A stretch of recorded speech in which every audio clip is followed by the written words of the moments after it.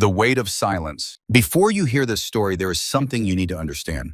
War does not always announce itself with explosions and gunfire. Sometimes it arrives in silence. Sometimes it waits in the space between heartbeats, in the pause before the trigger pull, in the moment when everything changes and nothing can be taken back. This is a story about that silence, about the men and women who walk into it, and about what they find when they reach the other side. The first sound of the day was not an alarm. It was not a bugle or a shouted command.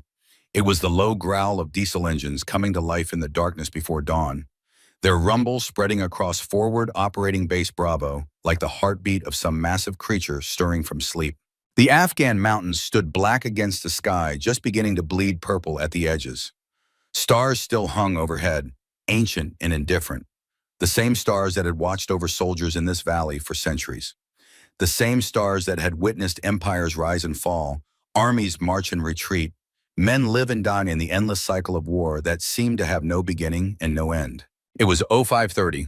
The convoy would roll in 90 minutes. Dust hung in the air like a permanent resident, coating everything it touched. The vehicles, the tents, the weapons, the men. It got into eyes and throats and lungs, became part of every Marine who spent more than a week in this place. Some said you could always tell a man who had served in Afghanistan by the way he coughed, even years after coming home. The dust never really left you. Across the staging yard, 23 vehicles sat in formation. MRAPs with their angular armored hulls designed to deflect the force of buried explosives. Humvees loaded with supplies and ammunition. 2 cargo trucks carrying food and medical equipment for the forward positions deeper in the mountains. And at the center, a command vehicle bristling with antennas, the nervous system of the convoy that would coordinate every movement through the valley ahead. 381 Marines were preparing for the mission. They moved through the pre-dawn darkness with the practiced efficiency of men who had done this many times before. Straps tightened, magazines checked, radios tested, the choreography of war performed without thought, muscle memory taking over where conscious attention might falter. Gunnery Sergeant Marcus Kane stood near the lead MRAP, his coffee long since grown cold in his hand. He had forgotten he was holding it. His eyes were fixed on the mountains to the east, on the thin ribbon of road that disappeared into a narrow valley carved by ancient rivers and modern explosions. The Korengal. Some called it the Valley of Death. Others just called it hell. 4 tours had taught Kane to trust his instincts more than any intelligence briefing. His instincts were talking to him now, whispering in a language that had no words. Something about the way the wind moved. Something about the silence between the engine sounds. Something he could not name but could not ignore. He remembered the first time he had ignored that feeling. Fallujah, 2004. A street that looked empty. A door that looked harmless. He had told his squad to keep moving, told them the intelligence said the area was clear.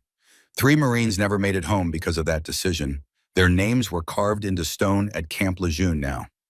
He visited them every year on the anniversary, standing in silence, remembering the sound of the explosion that had taught him to never again dismiss what his gut was telling him. That lesson had saved lives since then, many lives, but it had also made him the kind of NCO that young officers found difficult, the kind who asked uncomfortable questions, the kind who pushed back when the briefing did not match the reality on the ground. He was 42 years old, his hair had gone gray at the temples, and a scar from a piece of shrapnel ran along his left forearm, a souvenir from his second deployment. His jaw seemed permanently set in an expression of evaluation, as if he were constantly measuring the world against standards only he could see. Men who served under him said he could spot a lie from 50 meters. They also said he had never left a Marine behind, not once, not ever. Kane took a sip of the cold coffee without tasting it. His eyes never left the mountains. 30 meters away, near the equipment tent, a small figure moved through the shadows. Sergeant Elena Cole walked with quiet steps, her boots making almost no sound on the hard-packed dirt. She carried a rifle case that looked too large for her frame, the worn leather strap cutting across her chest, the case itself bumping against her hip with each step. She was not tall, 5'4" in her boots, with narrow shoulders that seemed almost lost inside her plate carrier. Her hair was pulled back tight and regulation perfect, her sleeves rolled with precise evenness. Nothing about her appearance drew attention. Nothing about her movement suggested anything other than a soldier going about routine business. But if someone had been watching closely, they might have noticed the way her eyes moved. Not darting, not nervous, but constant, scanning, evaluating, taking in every angle, every shadow, every face that crossed her path.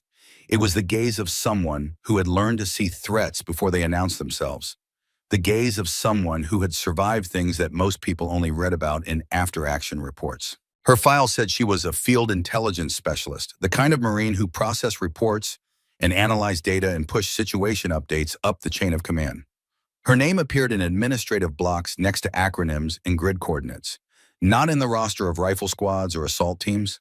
On paper, she was exactly what she appeared to be, someone who pointed at screens, not targets. But paper lies. And Elena Cole carried secrets that had been buried so deep that finding them would require digging through files that officially did not exist, in programs that had been erased from every database, under names that had been changed so many times that even she sometimes forgot which one was real. She passed a group of Marines loading ammunition into the back of a Humvee. One of them looked up and nudged his companion. Corporal Jake Mercer was 22 years old, broad-shouldered, with a grin that came easy and stayed too long. He was the kind of Marine who filled silence with noise, who measured himself against others rather than against any internal standard. He had been in country for 4 months, long enough to think he knew everything, not long enough to know how little that was. Mercer watched Cole walk past and shook his head with theatrical disappointment. "Great," he said, loud enough for his voice to carry. "They sent us a librarian with a rifle." The Marines around him laughed. A few glanced at Cole to see her reaction. There was none. She kept walking, her pace unchanged, her expression unchanged, as if she had not heard, as if they did not exist. That seemed to bother Mercer more than anger would have. "Hey," he called after her. "You know we are actually going outside the wire today, right? Might want to leave the PowerPoint at home." More laughter, but not from everyone. A young private first class named Danny Ruiz looked down at his boots, uncomfortable. He was 19 on his first deployment, and something about mocking someone he did not know felt wrong to him. He could not have explained why. He just knew it did not sit right. Cole reached the far end of the staging area and turned toward the memorial wall.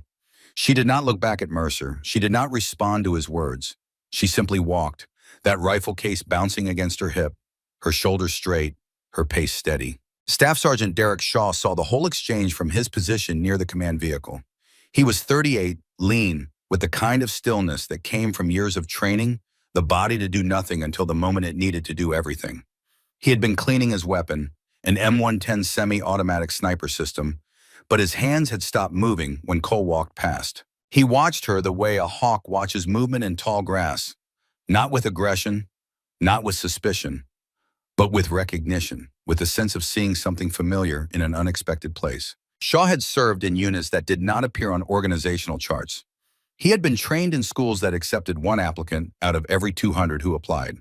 He had made shots that would be classified for another 30 years, in operations that would never be acknowledged by any government official. The Marine Corps had records that said he was a scout sniper, which was true as far as it went. What the records did not say would fill volumes. He knew what excellence looked like. He knew how operators carried themselves, how they moved through space, how they controlled every aspect of their physical presence without appearing to control anything at all. He had spent years learning to recognize his own kind, the way wolves recognize other wolves, the way eagles spot each other across miles of empty skin. And something about Elena Cole made every instinct in his body stand at attention. Shaw had noticed her before. Over the past 3 months, he had noticed things about the intelligence sergeant that did not quite fit the story everyone else had accepted. The way she moved through the base, the way her eyes tracked the ridge lines whenever mortars thumped in the distance, the way her right hand would sometimes tap a slow rhythm against her thigh when she was thinking. 1, 2, 3, pause. 1, 2, 3, 4, pause. It was a counting pattern, a breathing rhythm. Shaw had seen it before years ago in places that officially did not exist, among people whose names never appeared in any record. He had learned that same rhythm himself once in a training pipeline that most Marines had never heard of. He watched Cole disappear behind the row of vehicles, heading toward the memorial wall, and his hands began moving again. But his mind was somewhere else entirely. Near the command vehicle, First Lieutenant Nathan Cross was reviewing the mission brief for the 4th time. He was 26, fresh-faced, with the kind of jawline that looked good in recruiting posters. West Point class of 2019, top 10%, fast-tracked for advancement. Cross believed in data, he believed in systems, He believed that proper planning and accurate intelligence could eliminate the variables that got people killed. He had spent the previous night going over the route analysis, the satellite imagery, the pattern of life reports from the past 6 weeks. Everything indicated the valley was quiet. No enemy activity in the sector for over a month. He tapped his pen against the clipboard, satisfied. The mission was straightforward. Move through the valley, deliver supplies to the forward operating position, return before nightfall. 12 hours, start to finish. By the book. Kane approached, still carrying his cold coffee. He stopped beside the lieutenant and looked at the map spread across the hood of the command vehicle. "Sir," Kane said, "I want to request a delay." Cross did not look up from his papers. "On what grounds, Gunny?" "Instinct." Now Cross looked up. His expression was polite but dismissive, the way a teacher might look at a student who had asked a question already answered in the textbook. "Instinct is not actionable intelligence, Gunnery Sergeant. Battalion S2 cleared this route. We have no confirmed threats in the sector." Kane pointed at the map, at the narrow section where the road passed between high ridges. "This terrain, it is textbook ambush country. High walls on both sides, limited visibility, no alternate routes. If I were planning an attack, this is exactly where I would set it." Cross nodded, still polite. "I understand your concern, but we have surveillance coverage of the area. Drone feeds from last night show no movement, no heat signatures, no indicators of enemy presence." "Drones cannot see everything, sir. They see enough." Cross returned to his papers. "We are already behind schedule. Weather window closes in 18 hours. We push through as planned." Kane stood there for a moment longer, his jaw working. There were things he wanted to say about the reports that had been wrong before, about the friends he had lost because someone trusted a map more than the man standing in front of them, about the way the wind felt this morning, carrying something that made his skin prickle. He said none of it. He had served long enough to know that arguments with officers rarely changed anything. Orders were orders. All he could do was make sure his Marines were ready for whatever waited in that valley. Kane turned and walked away, his boots heavy on the packed earth. Cross watched him go for a moment, then shrugged and returned to his clipboard. The sun was beginning to show itself above the eastern peaks, painting the mountains in shades of gold and red. It would have been beautiful if anyone had been looking. No one was. By the memorial wall, Elena Cole stood alone. The wall was not much, just a section of plywood covered with laminated photographs and dog tags, names and dates written in permanent marker. It had been built 3 rotations ago and added to ever since. A shrine to the fallen, a reminder of the... Every base had one. Every base tried to make it mean something, tried to give the dead a place where the living could come and remember. Most Marines walked past without looking. Not out of disrespect, but out of necessity. You could not do this job if you spent too much time thinking about everyone who did not make it home. You had to focus on the mission, on the present, on the Marines standing next to you who were still breathing and still counting on you to keep them that way. But Cole stopped. Every time she passed this wall, she stopped. She faced the photographs with her hands clasped behind her back. Her eyes moved slowly from face to face, reading the names, studying the photographs. Some were smiling in their pictures. Some were serious. Some looked impossibly young, barely old enough to buy a beer back home, now frozen forever in laminated memorial to their sacrifice. She knew some of these faces. Not all of them, but some. Marines she had served with on previous deployments. Marines she had shared meals with, shared jokes with, shared the long quiet hours of waiting that defined so much of military service. Now they were here, behind plastic, covered in dust, waiting for no one. Her gaze stopped on one photograph near the center. A man in his 50s, with a weathered face and eyes that seemed to hold secrets. Gray at the temples, lines around his mouth that could have been from smiling or from squinting through rifle scopes in harsh light. His expression in the photograph was not quite a smile, but there was something in his eyes that suggested warmth, suggested patience, suggested a man who had seen everything the world could throw at him and had somehow kept his humanity intact. The name beneath the picture read MS Lieutenant William Harlan, KIA 2019, Operation Resolute Support. Cole stood very still. Her breathing was controlled, measured. Her expression revealed nothing. But her fingers had found her thigh, and they were tapping that slow rhythm. 1, 2, 3. Pause. 1, 2, 3, 4. Pause. The counting pattern that had become as natural to her as her own heartbeat. The pattern he had taught her in another lifetime, in a program that no longer existed. She remembered his voice, low and gravelly, worn rough by years of shouting commands and whispering instructions. A voice that could be terrifying when you made a mistake, and strangely gentle when you needed encouragement. A shooter does not think, he used to say. A shooter becomes the shot. The breathing, the wind, the distance, the target. All of it becomes one thing, one moment, one truth that exists only for the fraction of a second between heartbeats. She had not understood what he meant at first. It had taken months of training, thousands of rounds, countless hours of lying still on shooting mats and mountain ridges, before the words finally made sense. Before she learned to disappear into the act of shooting the way a musician disappears into a piece of music. He had been the best teacher she would ever have. The closest thing to a father she had known since her own died when she was 12.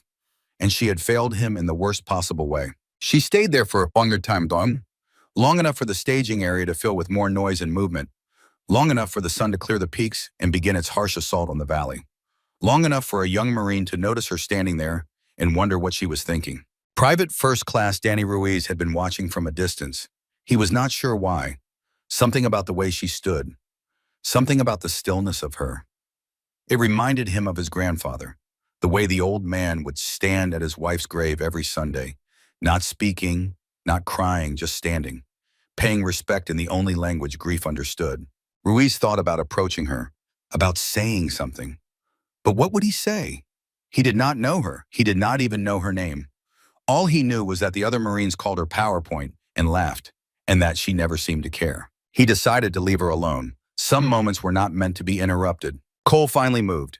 She reached out and gently brushed a layer of dust from the photograph of MSG in Harlan. Then she squared her shoulders, picked up her rifle case, and walked back toward the staging area. As she passed the equipment tent, she noticed Ruiz struggling with his rifle sling. The strap had gotten twisted somehow, binding against itself in a way that would dig into his arm with every step. His face was red with frustration, his fingers fumbling with the buckle. Cole stopped. Ruiz looked up, startled. The intelligence sergeant was standing right in front of him. Up close, she looked even smaller than he had expected.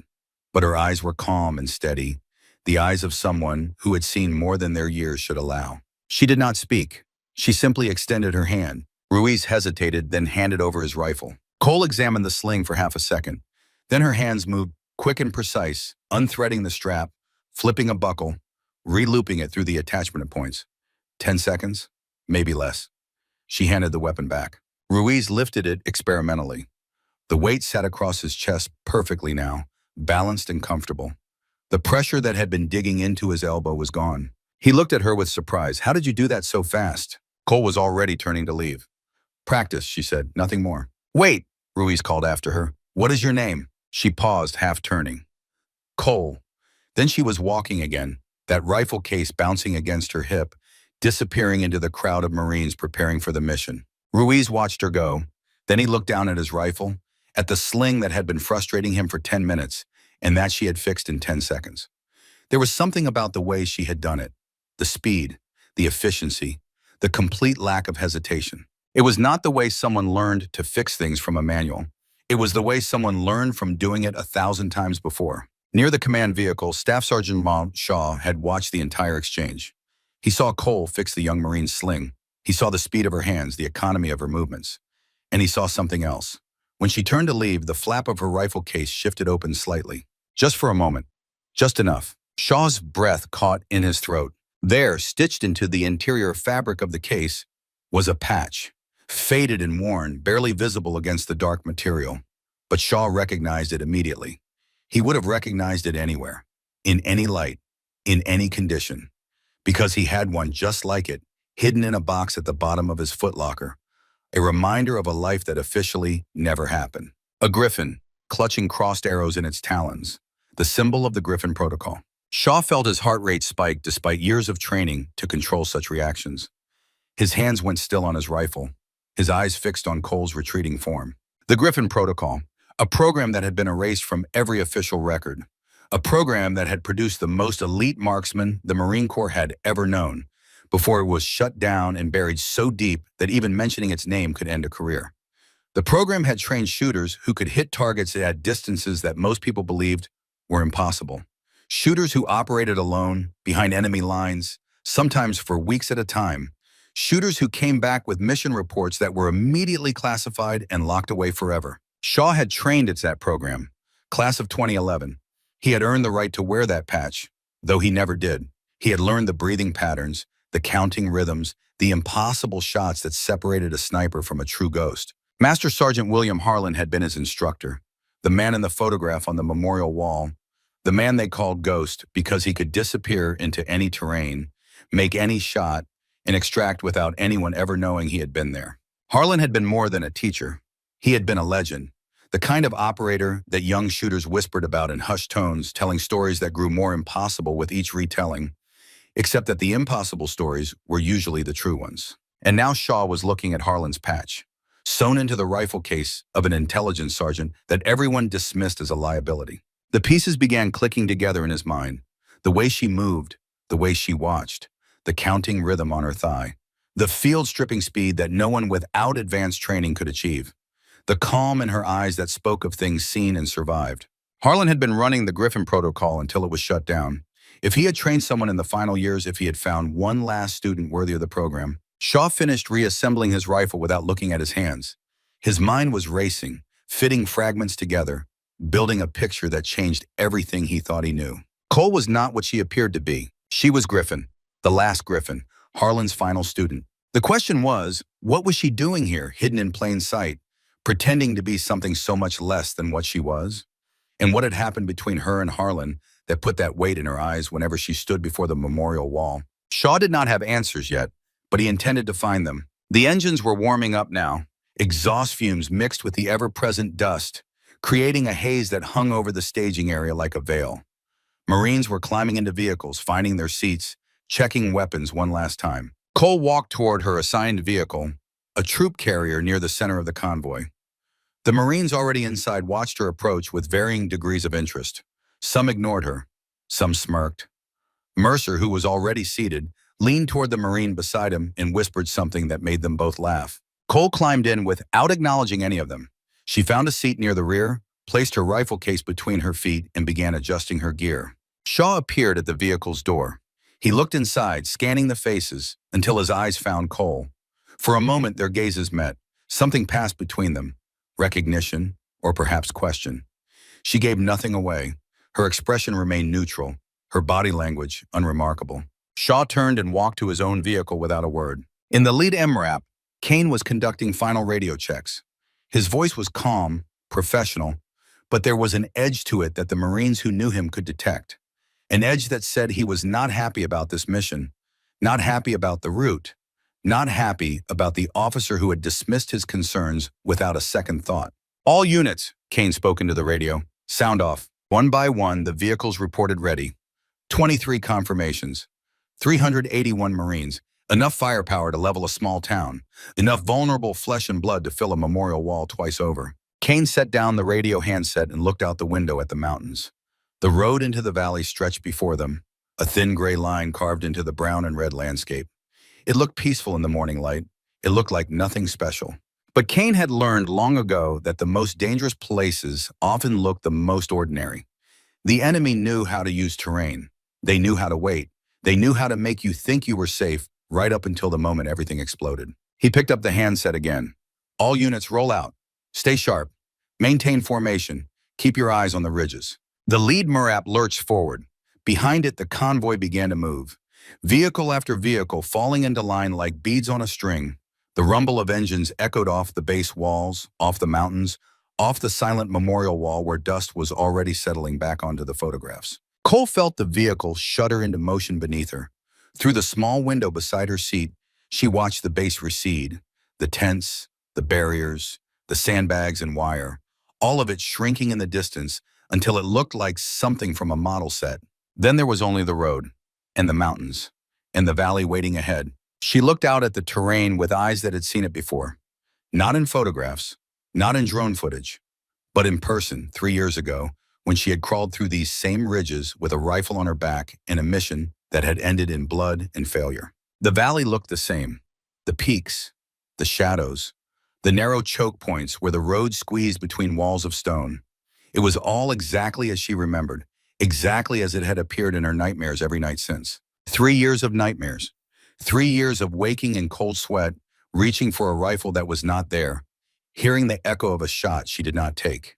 3 years of carrying a weight that grew heavier with every sunrise. She forced her attention back to the present, to the vehicle, to the Marines around her, to the mission at hand. The interior of the troop carrier was cramped and hot. Bodies pressed together on metal benches, gear stacked between feet, rifles held vertical to save space. The air smelled of sweat and gun oil and the metallic tang of ammunition. It was a smell Cole knew as well as her own name, the smell of war about to happen. Mercer was talking loudly about something, a movie he had seen before deployment, some action film where the hero took out an entire enemy compound single-handed, dodging bullets, leaping from explosions, performing feats that would get any real soldier killed in the first 30 seconds. The Marines laughed at his commentary. Mercer had a talent for mockery, for finding the absurd in everything, for making people forget for a moment where they were and what they were about to do. It was a useful skill. In the hours before contact, humor was sometimes the only thing that kept fear from eating you alive. But Cole did not laugh. Her eyes stayed on the window, on the ridges rising higher with every kilometer, on the shadows growing longer as the valley walls closed in. She saw things the others did not see, a pattern in the rocks that looked too regular, a patch of ground that seemed recently disturbed, a position on the ridgeline that offered perfect overwatch of the road below. Her training had burned these observations into instinct. She did not have to think about them. They simply appeared, urgent and demanding, like warning lights on a dashboard. She wanted to say something, to point out the dangers, to make them understand that this valley was not just terrain on a map, but a killing ground waiting to be activated. But the words would not come. Or rather, she knew the words would fall on deaf ears. She had been down this road before. Not this exact road, but close enough. In another unit, on another deployment, she had tried to warn officers about threats they could not see. She had been dismissed as paranoid, overreacting, an intelligence analyst who did not understand how things worked in the real world. That unit had walked into an ambush 2 days later. 11 Marines died. Cole was the only reason the number was not higher. She had grabbed a rifle and done what she was trained to do, what no one knew she was trained to do. The after-action report credited a combination of factors for minimizing casualties. Her name was not mentioned. So she stayed quiet now. She watched the ridges, and she waited. Her hands rested on her thighs still. Her breathing was even.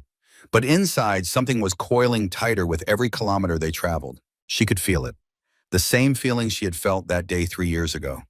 The sense of being watched. The pressure of unseen eyes tracking movement from high positions.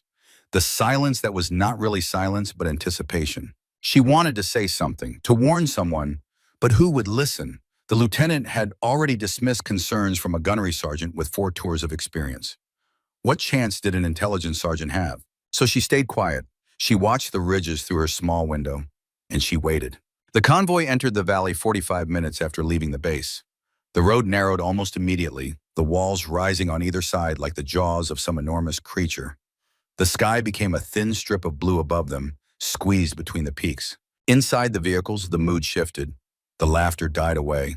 The jokes stopped. Marines who had been relaxed now sat straighter, their hands finding their weapons, their eyes going to the ridges that loomed above them. Even Mercer had gone quiet. He was staring out the window at the cliffs, his bravado replaced by something that looked very much like fear. The valley was beautiful in a harsh, unforgiving way. The rock faces were striped with layers of color, red and brown and gray, millions of years of history compressed into stone. Water had carved this place over eons, cutting through mountains with patient persistence. Now the road followed the path that water had made, winding deeper and deeper into the earth. It was also a perfect kill zone. Kane's voice came over the radio, tight and controlled. All units maintain spacing, watch the high ground, report anything unusual. Cole leaned closer to her window. She was not looking at the scenery.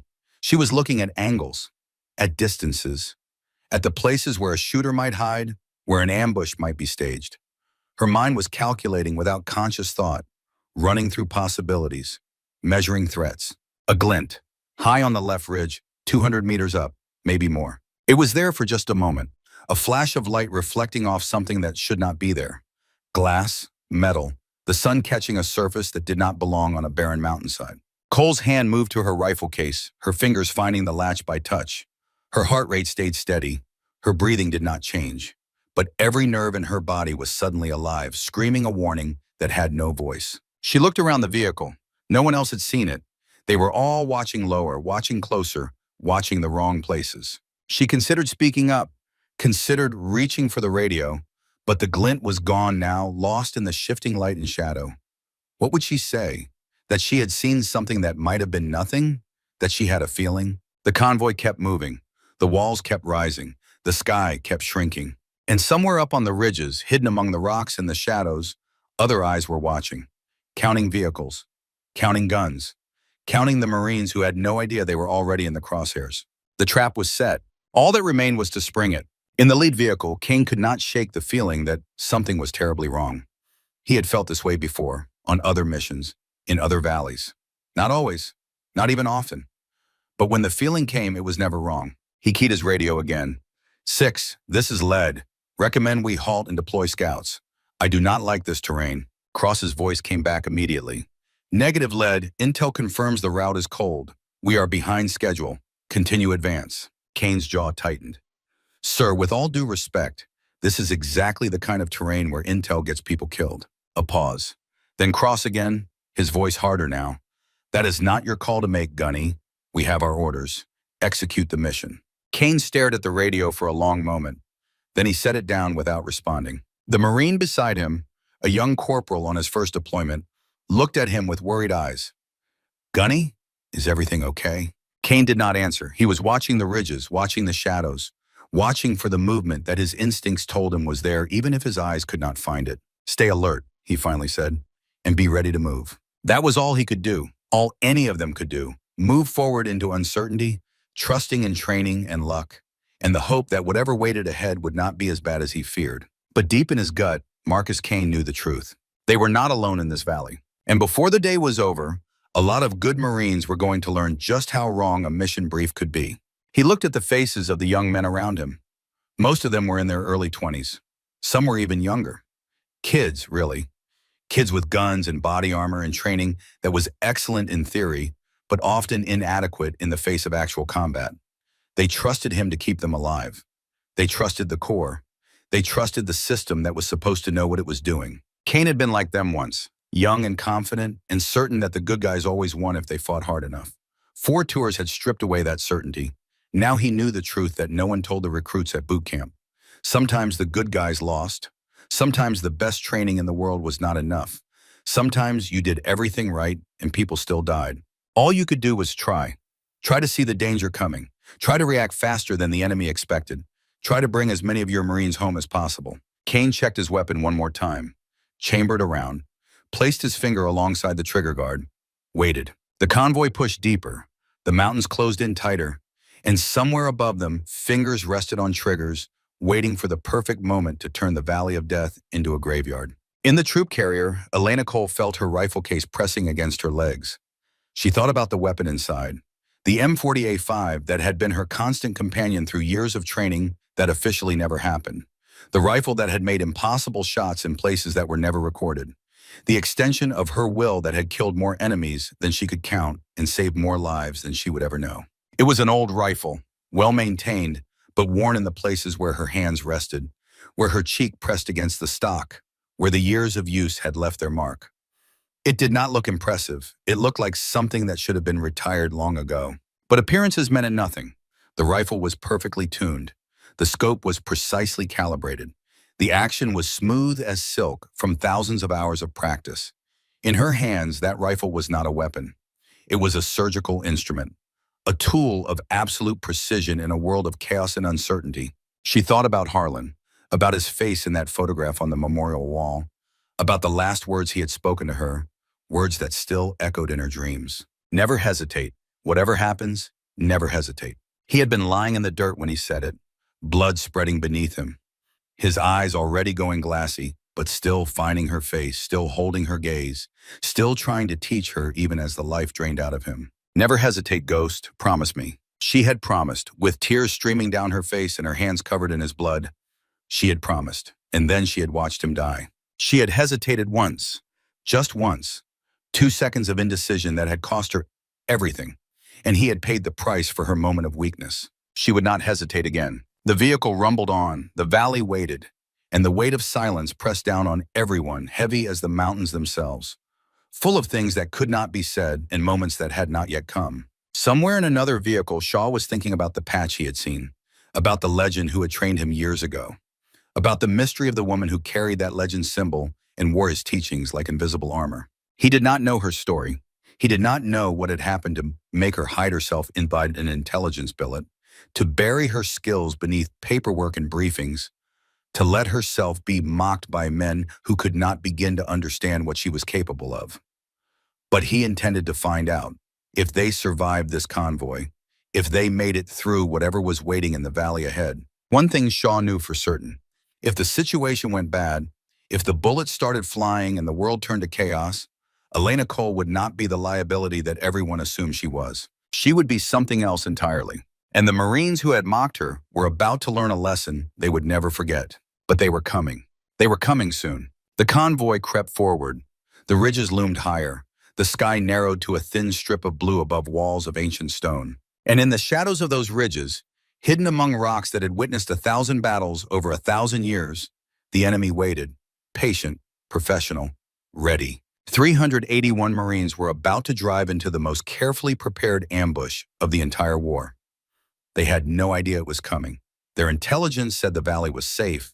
Their officers said the mission was routine.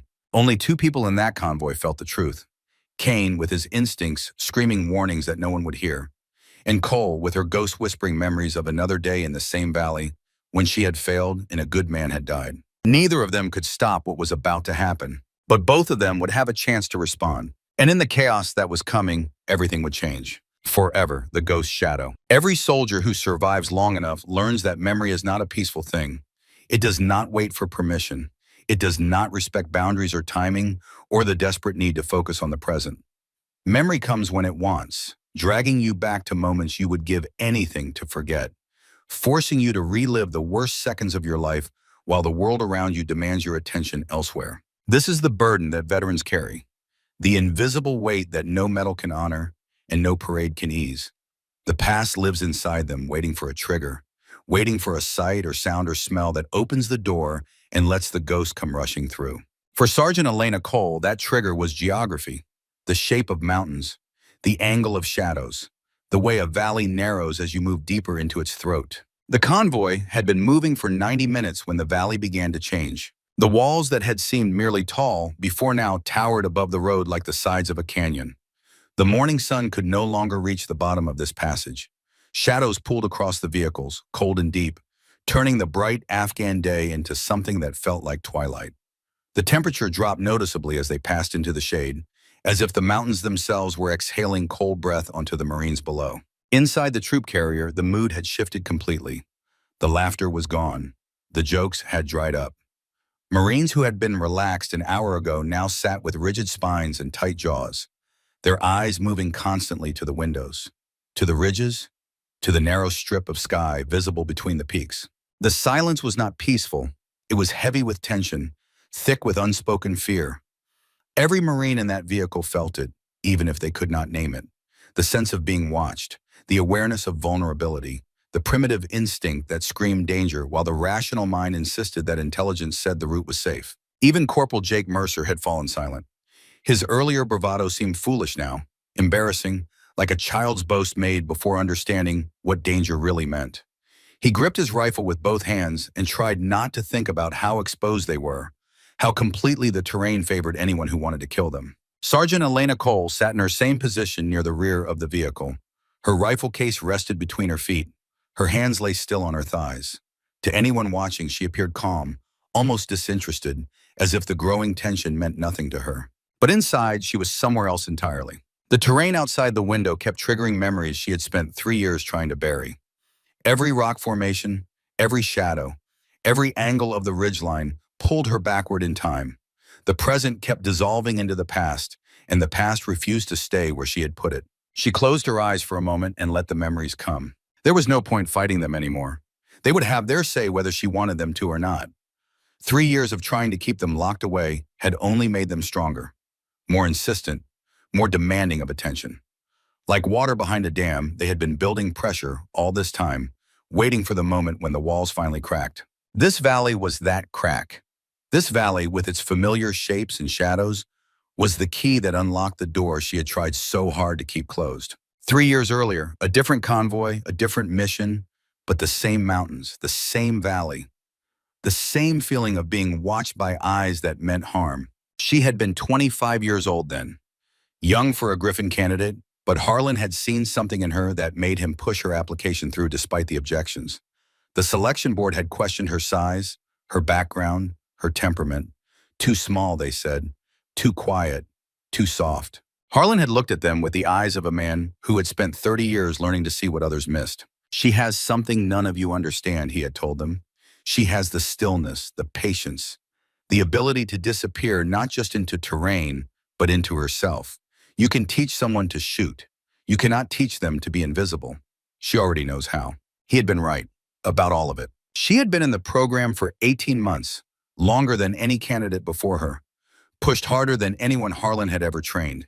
He demanded perfection because he knew she could achieve it. He accepted no excuses because he knew she would make none. He broke her down and rebuilt her because he knew the person who emerged would be capable of things that seemed impossible. The other instructors called him too harsh, too demanding, too invested in this one student. Harlan had ignored them. He had seen her potential from the first day, when she had put 3 rounds through the same hole at 500 meters, despite never having fired a sniper rifle before. He had recognized the gift, the rare combination of physical ability and mental discipline that separated a good shooter from a great one. And he had decided that she would be his legacy, his final student, the one who would carry the Griffin name forward after he was gone. The memory crystallized around her like ice forming on a winter pond. She was lying on a ridge overlooking a compound in the valley below. The M40A5 was an extension of her body, the scope an extension of her eye. Beside her, Staff Sergeant Derek Shaw lay prone with a spotting scope, calling wind speeds and distances in a low murmur that had become as familiar to her as her own heartbeat.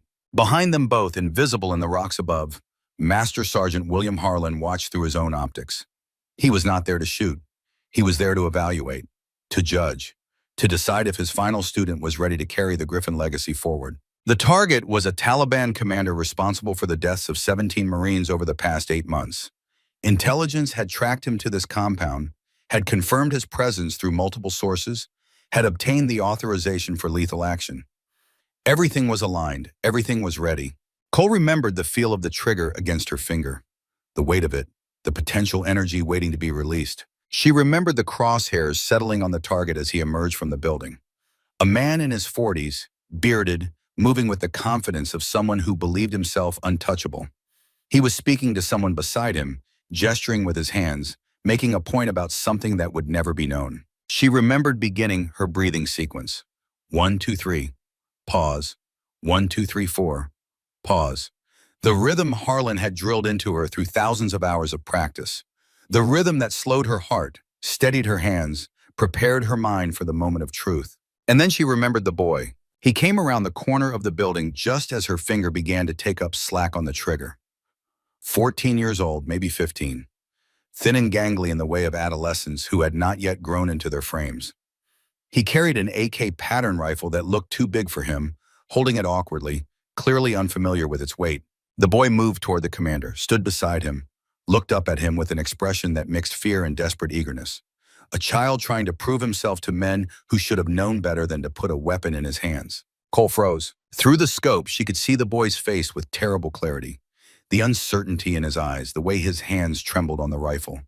The youth that no amount of tribal clothing or forced military bearing could disguise. He was a child with a gun, yes.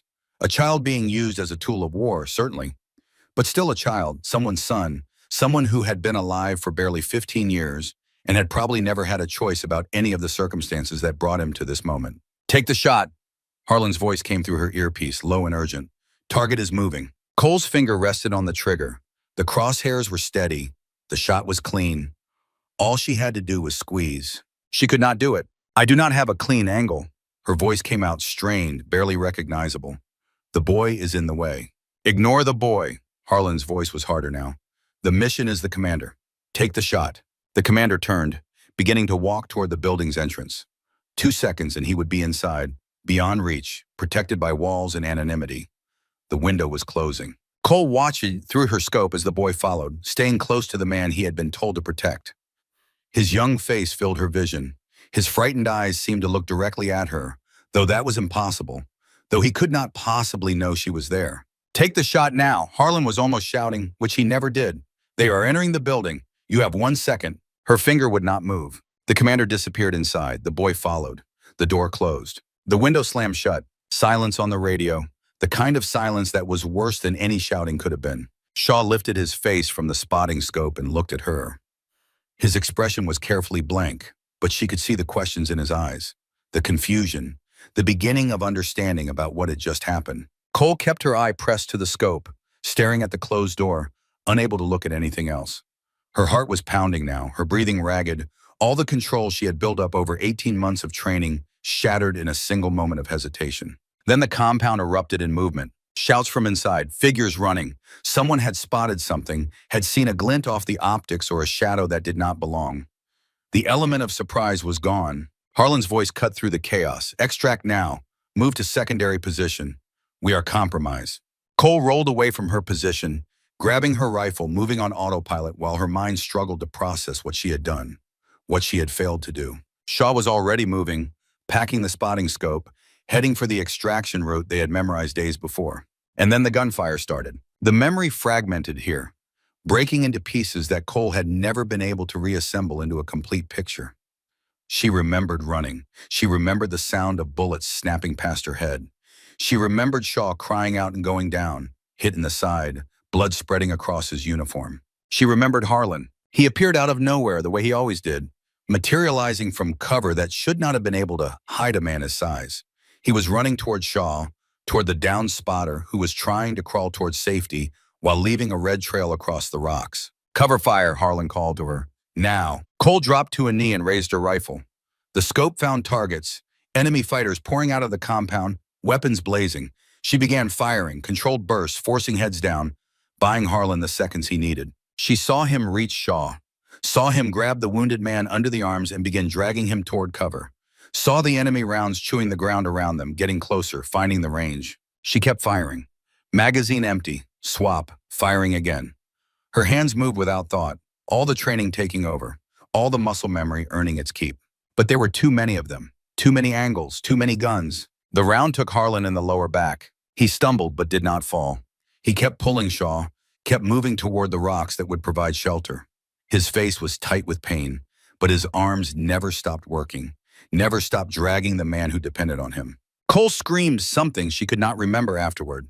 She was running toward them, firing, not caring about cover or tactics, only caring about reaching them before it was too late. A second round hit Harlan in the shoulder. This time he went down. Shaw tried to grab him, tried to return the favor, but his wound was too severe. He could barely move himself. Cole reached them as the enemy fire began to slack off. Her covering rounds and her movement had confused them, made them hesitate, given her the moment she needed. She grabbed Harlan's vest and pulled. He was heavy, so heavy, and the blood was everywhere now, soaking through her gloves, making her grip slippery. "Leave me." Harlan's voice was weak but steady. "Get Shaw out. That is an order.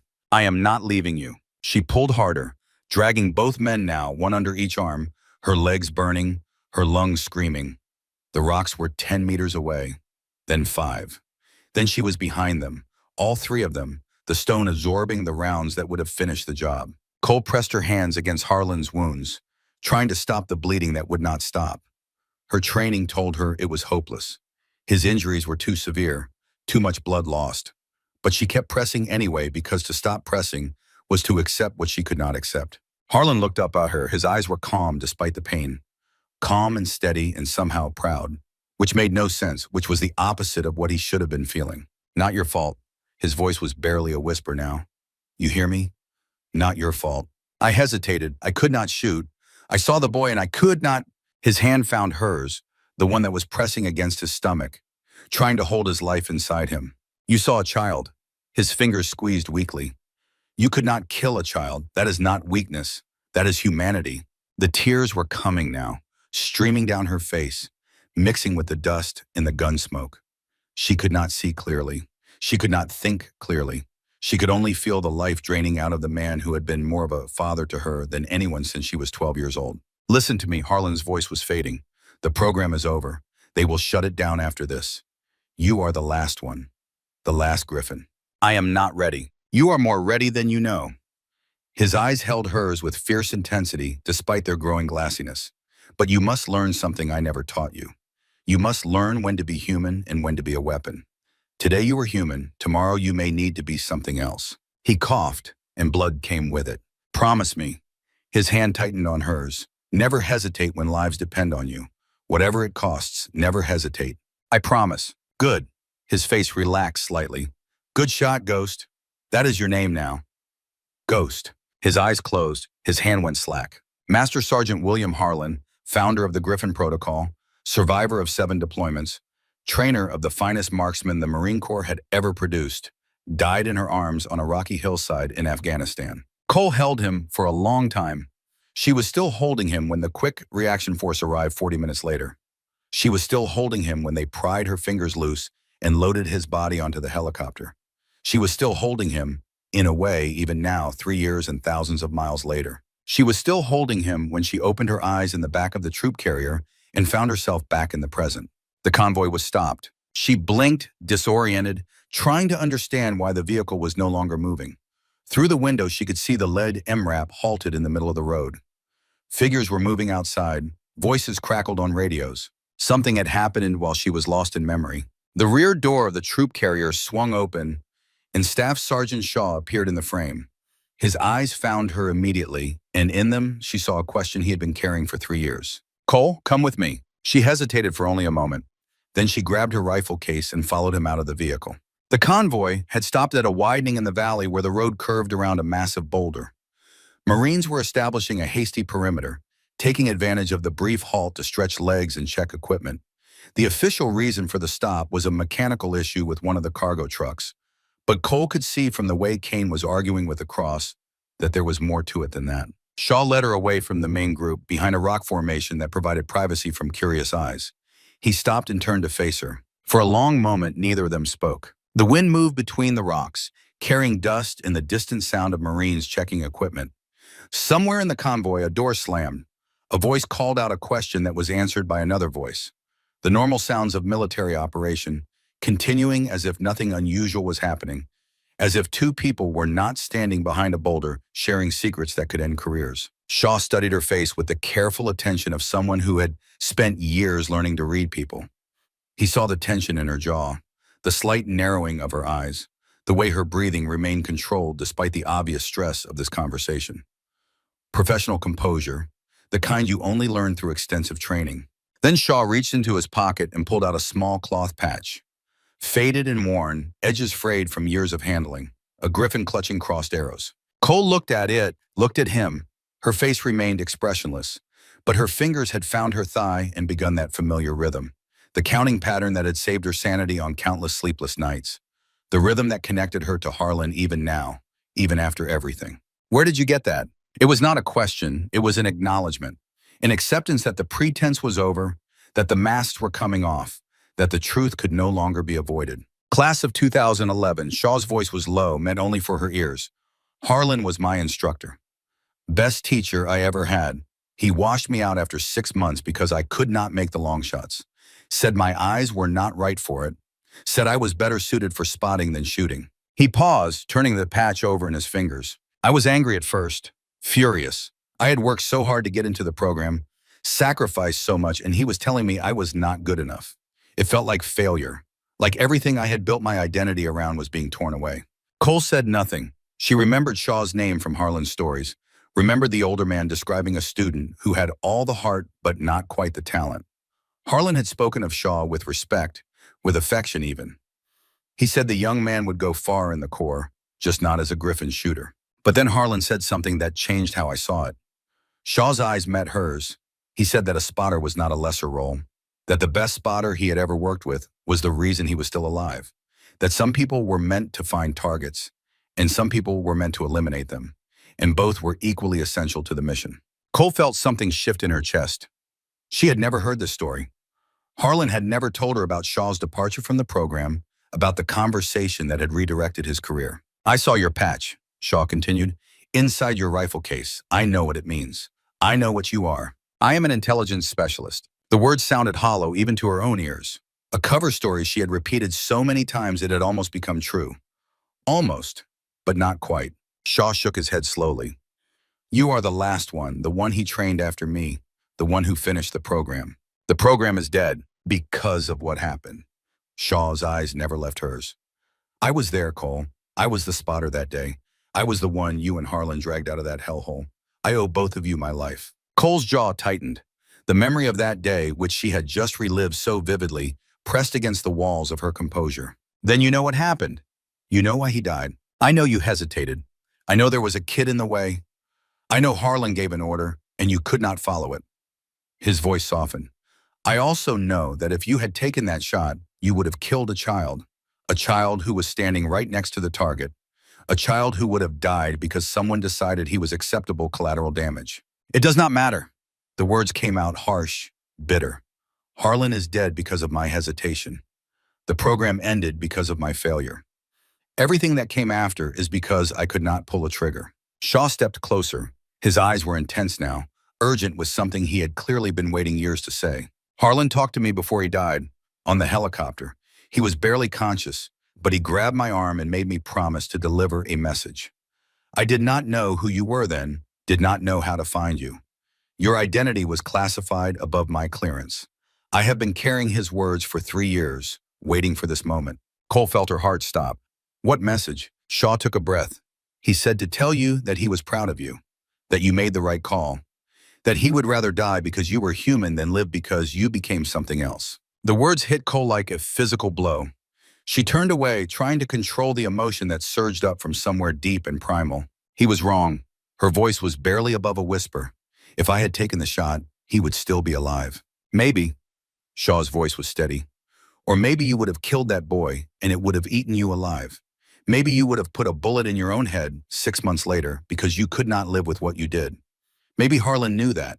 Maybe he was willing to die to save you from becoming something you could not come back from. Cole stood with her back to him, her shoulders rigid, her breathing carefully controlled. The mountains rose around them, indifferent to human pain, witnesses to countless moments of loss and grief over thousands of years. Why are you telling me this now? Shaw moved to stand beside her, looking at the same ridges she was staring at without seeing. Because we are driving into the same valley where it happened. Because I saw the way you were looking at the terrain, and I knew you recognized it. Because whatever is about to happen in there, I need you to know that you are not alone, that someone else understands, that the weight you have been carrying does not have to be yours alone. The boy, Cole's voice cracked slightly on the word. Do you know what happened to him? Shaw nodded slowly. I looked into it afterward, spent months tracking down information. The commander you were supposed to kill that day was named Khalil Ahmad. He died in an airstrike 6 months later. The boy who was with him was his nephew, 15 years old. Shaw paused, his expression troubled. He seemed to be weighing how much to say, how much Cole could handle, how much truth was necessary, and how much was cruel. The nephew survived, kept fighting, moved up in the organization. Last intelligence I saw about a year ago said he had become a local commander himself, 20 years old, leading fighters in this sector. They say he is ruthless. They say he has killed dozens of coalition soldiers. They say he learned to hate from the uncle you did not get a chance to kill. Cole absorbed this information in silence. The weight of it settled on her shoulders like a physical burden, adding to the load she had been carrying for 3 years. The child she could not kill had grown up to become an enemy combatant, a killer in his own right, someone who had probably taken the lives of Marines and soldiers and innocent civilians in the years since she let him live. Every death he caused could be traced back, in some terrible logic, to the moment when she saw his frightened face through her scope and could not pull the trigger. Did she make the right choice? Would it have been better if she had fired that day? Would Harlan still be alive? Would other lives have been saved? Would the world be somehow better if she had added one more body to the count of children killed in this endless war? There were no answers to these questions. There never would be. That was the cruelest part of it. She would never know if her mercy had been wisdom or weakness. She would never know if Harlan had really meant what he said about her humanity, or if he was just trying to comfort her in his final moments. All she knew was that choices had consequences, and she would spend the rest of her life wondering about the consequences of hers. The wind gusted between the rocks, carrying a chill that seemed to come from somewhere deeper than the mountain shadows. Cole shivered despite the warmth of her uniform. I need to know something. Shaw's voice pulled her back to the present. Are you operational? If something happens in that valley, can I count on you to do what needs to be done? Cole turned to face him. Her eyes were dry now, clear and hard. Yes, even if it means putting down someone you might have once spared. She thought about the boy, thought about his frightened eyes through her scope 3 years ago, thought about what those eyes might look like now, older and harder and full of hate. The boy I saw that day is gone. Whatever walks around in his body now is something different, something that made choices I cannot be responsible for. Shaw studied her face for a long moment. Then he nodded, apparently satisfied with what he saw. Good, because I have a feeling we are going to need you before this day is over. From the road behind them came the sound of engines starting up. The mechanical issue had been resolved, or at least patched well enough to continue. The convoy was preparing to move again. Shaw pulled out a small radio. Personal equipment, not issued. He held it out to her. Take this, Channel 4. If things go bad, I will find you. We work together like we used to. Shooter and spotter. You do the killing, I do the calling, just like Harlan taught us. Cole hesitated.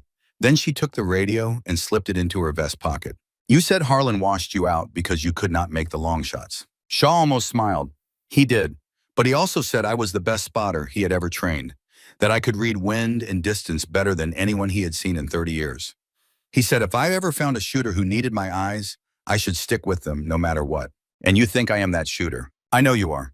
Shaw's expression was serious again.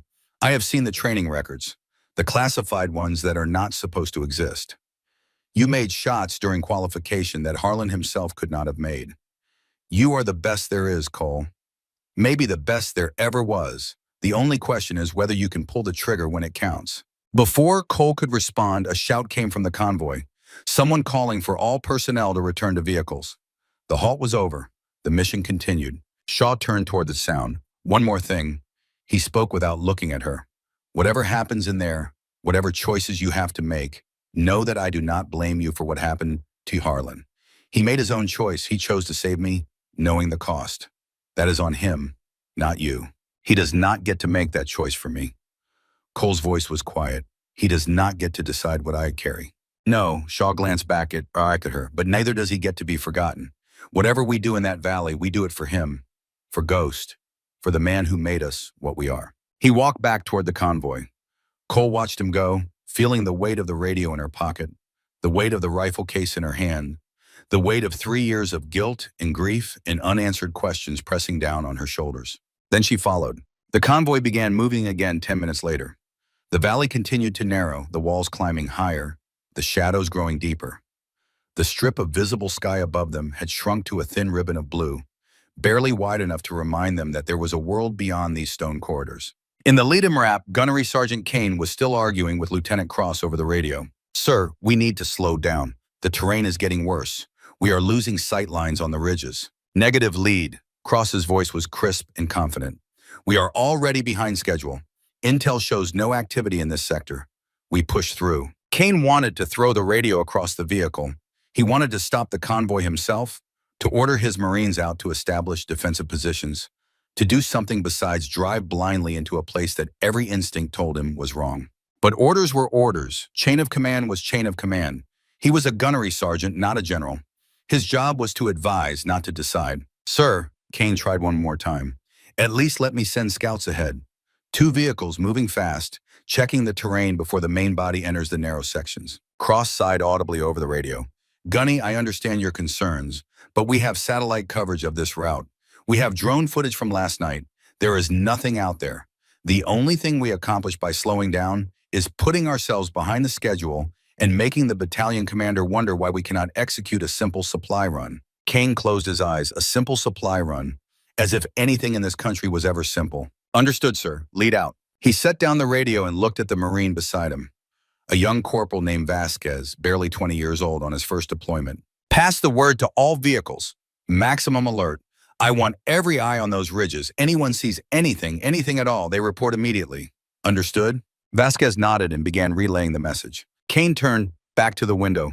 The mountains stared back at him, silent and ancient and full of secrets. Somewhere up there in those rocks and shadows, he knew something was waiting. He could not prove it. He could not explain it. But he knew it as surely as he knew his own name. The convoy pushed deeper into the valley. The road grew rougher, forcing the vehicles to slow despite Cross's desire for speed. Rocks scraped against undercarriages. Wheels bounced through ruts that had been carved by decades of mountain runoff. In the troop carrier, Cole sat with her rifle case between her feet and her eyes on the ridges.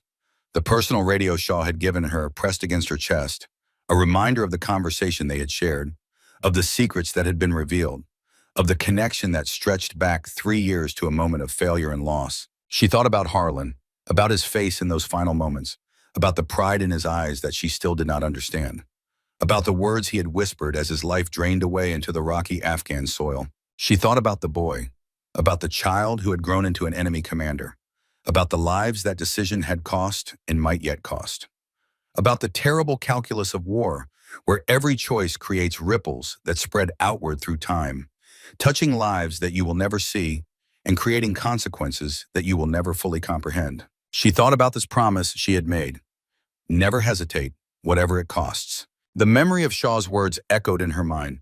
Whatever we do in that valley, we do it for him. For Ghost. Ghost, the name Harlan had given her with his dying breath. A name she had never used, never acknowledged, never felt worthy of claiming. It had felt like a burden rather than a gift. A reminder of her failure rather than a recognition of her skill.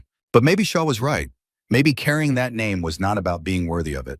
Maybe it was about earning it, day by day, choice by choice, until the weight became something you could bear. Maybe today was different. Maybe today, in this valley where everything had gone wrong 3 years ago, she would have a chance to earn that name. A chance to be what Harlan had always believed she could be. A chance to honor his memory not with grief, but with action. The convoy rounded another curve, and the valley opened slightly. Ahead, Cole could see the terrain beginning to narrow again, funneling toward a point where the road squeezed between two massive rock formations. A natural choke point, a perfect place for an ambush. Any military tactician in history would have recognized it. Alexander the Great had used similar terrain to ambush Persian armies. The Afghans themselves had used these valleys to destroy British columns a century ago, and Soviet columns decades after that. The geography of this country was written in blood, every pass and valley a testament to the dangers of underestimating the terrain. Cole felt her training taking over, her mind automatically analyzing the tactical situation. The rocks above the choke point offered perfect firing positions. The road through the gap was narrow enough that a single destroyed vehicle could block the entire convoy. The walls on either side were too steep to climb under fire. If an enemy wanted to destroy a column of vehicles, this was exactly where they would do it. She leaned forward, her eyes scanning the ridges above that choke point, looking for the telltale signs that only someone with her training would recognize. The glint of sunlight on glass or metal, the unnatural stillness of a concealed position, the tiny movements that betrayed human presence among the rocks. There, a shadow that did not move with the wind, a patch of rock that seemed too smooth, too regular, a position that offered perfect overwatch of the road below.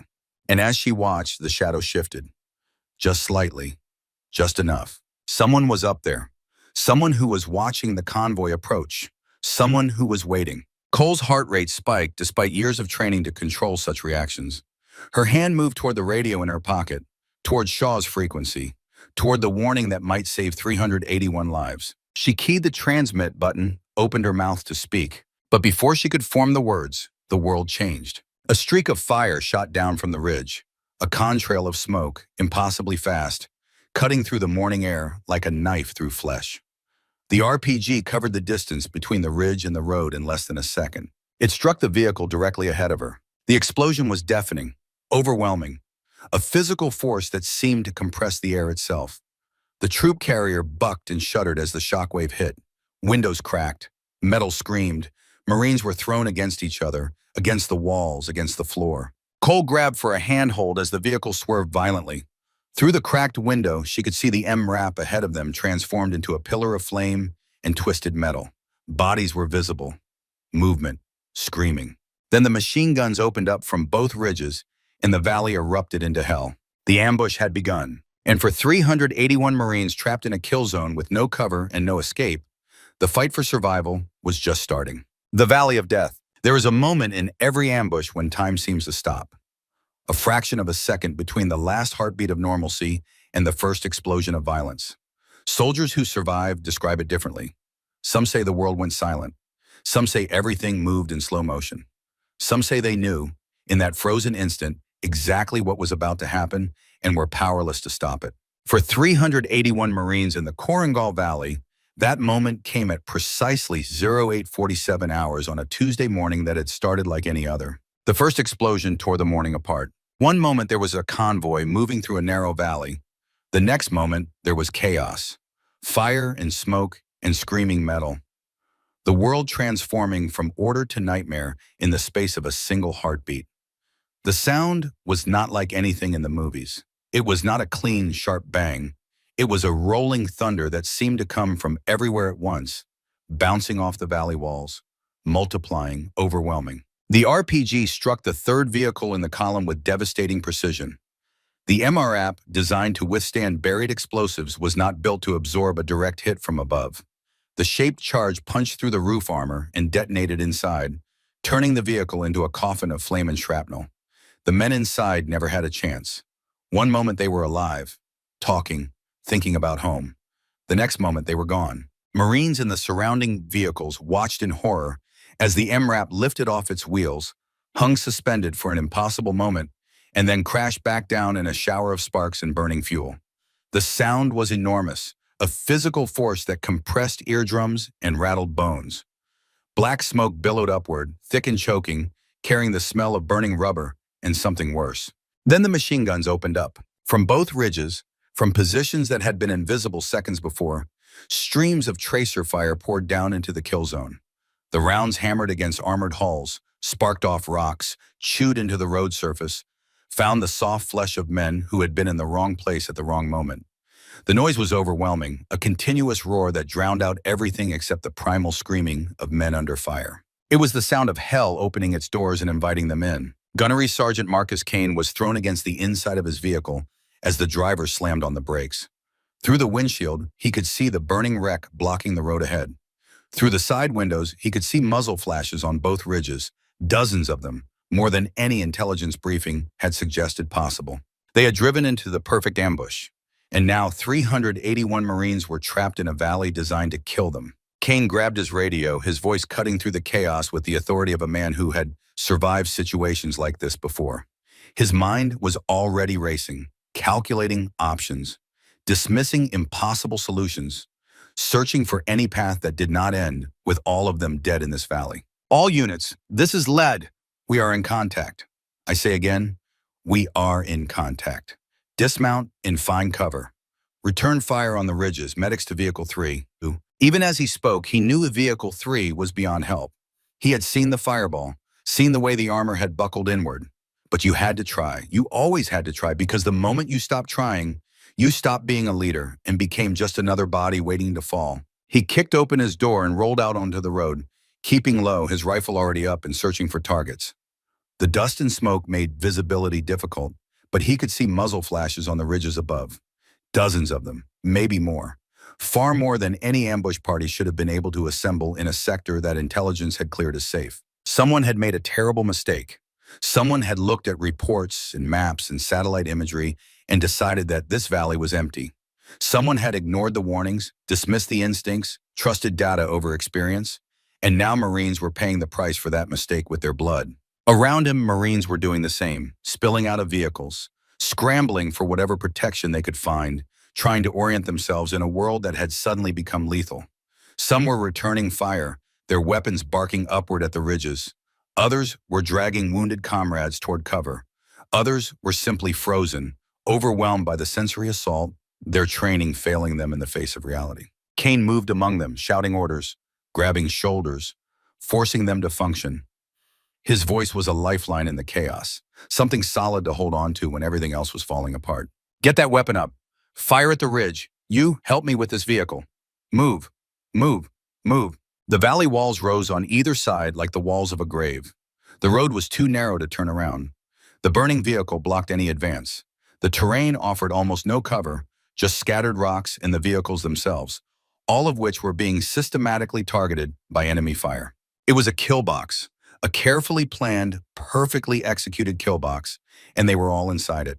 In the troop carrier, Sergeant Elena Cole felt the vehicle shudder as rounds impacted the armor. The Marines around her were shouting, scrambling for weapons, trying to reach the doors. Panic filled the air like smoke, thick and choking. But Cole did not panic. She had been here before. Not this exact moment, but moments like it. Moments when the world exploded and everything depended on staying calm while chaos reigned. Her training took over, that deep programming that Harlan had burned into her nervous system through thousands of hours of practice under simulated fire. She reached down and opened her rifle case. The M40A5 was there waiting for her, familiar as her own hands. She lifted it out with the reverence of a priest handling sacred objects. The weight was perfect. The balance was perfect. Every surface was exactly where it should be. She began assembling the weapon. Stock to action, scope to rail, magazine to receiver. Her hands moved with fluid precision, each motion practiced until it required no conscious thought. The rifle came together in her hands like something alive, like a part of her that had been missing and was now restored. 47 seconds, the same time she had achieved in training, the same time that had marked her as something special, the same time that had made Harlan smile one of his rare smiles and say that she might just be worth all the trouble she caused. Around her, Marines were rushing for the exits. Mercer was shouting orders that no one was following. Ruiz was pressed against the wall, his face white with terror, his hands shaking on his rifle. The air inside the vehicle was thick with fear, with the smell of sweat and metal and the beginning of desperation. Cole finished assembling her weapon and looked up. Through the window, she could see the ridgeline, could see the muzzle flashes, could see the positions that were killing her fellow Marines. Her mind was already mapping targets, calculating distances, planning the sequence of shots that would be needed to break the ambush. She knew what she had to do, knew it with the certainty that came from years of training and a lifetime of accepting the missions that no one else could complete. This was why she existed. This was why Harlan had found her, trained her, given her everything he knew. Not for glory, not for recognition, but for moments exactly like this one. The rear door of the troop carrier burst open and Staff Sergeant Shaw appeared in the frame. His eyes found her immediately, took in the rifle in her hands, the expression on her face. He did not look surprised. He looked like a man who had been waiting for this moment, who had known it was coming, who had been counting the seconds until she revealed herself. "You are going out there." It was not a question. It was not even really a statement. It was an acknowledgement of shared understanding of a bond that stretched back through years of training and loss and survival. "I have to get to high ground." Cole's voice was steady, almost detached, the voice of someone who had already accepted what needed to happen. "I cannot do anything from down here. The angles are wrong. The range is too variable. I need elevation and I need a clear field of fire." Shaw looked at the chaos outside. Bullets were snapping through the air, tracers drawing bright lines through the dust and smoke. The burning vehicle was sending up a column of black smoke that partially obscured the ridges but also provided concealment for anyone trying to move. Marines were dying. Marines were screaming. Marines were fighting and failing and praying and cursing all at once. All. "I will cover you." He pulled his own rifle, the M110, from his shoulder. "Get to that outcropping on the left slope. There is a path that leads up to a ledge. I saw it on the approach. 50 meters of exposed ground to reach the base, then maybe 200 meters of vertical climb. Difficult but doable if you move fast." I saw it too. Of course she had. She had been scanning for exactly those kinds of positions since they entered the valley. Harlan had taught her to always look for the high ground, to always identify shooting positions, to always have a plan for when things went wrong. She had been planning this climb since the convoy entered the kill zone, even before she knew she would need to make it. Shaw reached out and gripped her arm. The contact was brief but meaningful. A connection between two people who shared something that most others would never understand. "Give them hell, Ghost." It was the first time anyone had called her that name since Harlan died.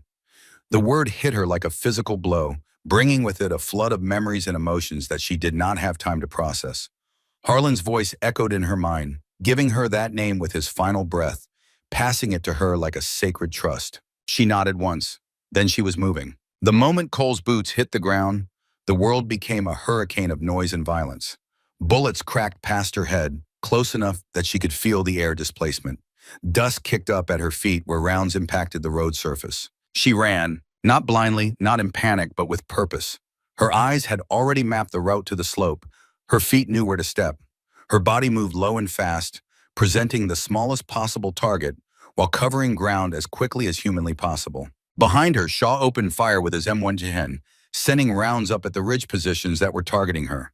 He was not aiming to kill at this range. He was aiming to suppress, to force heads down, to buy her the seconds she needed.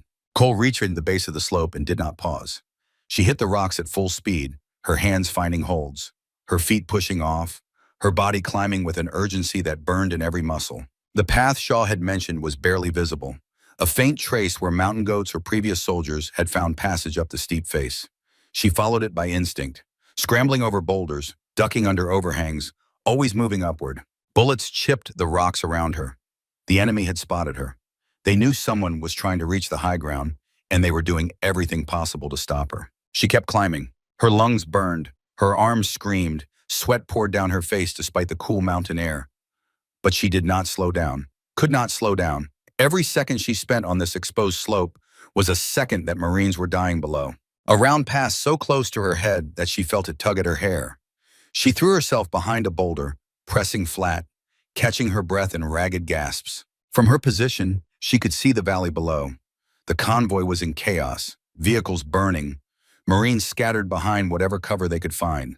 Bodies on the ground, some moving, some not.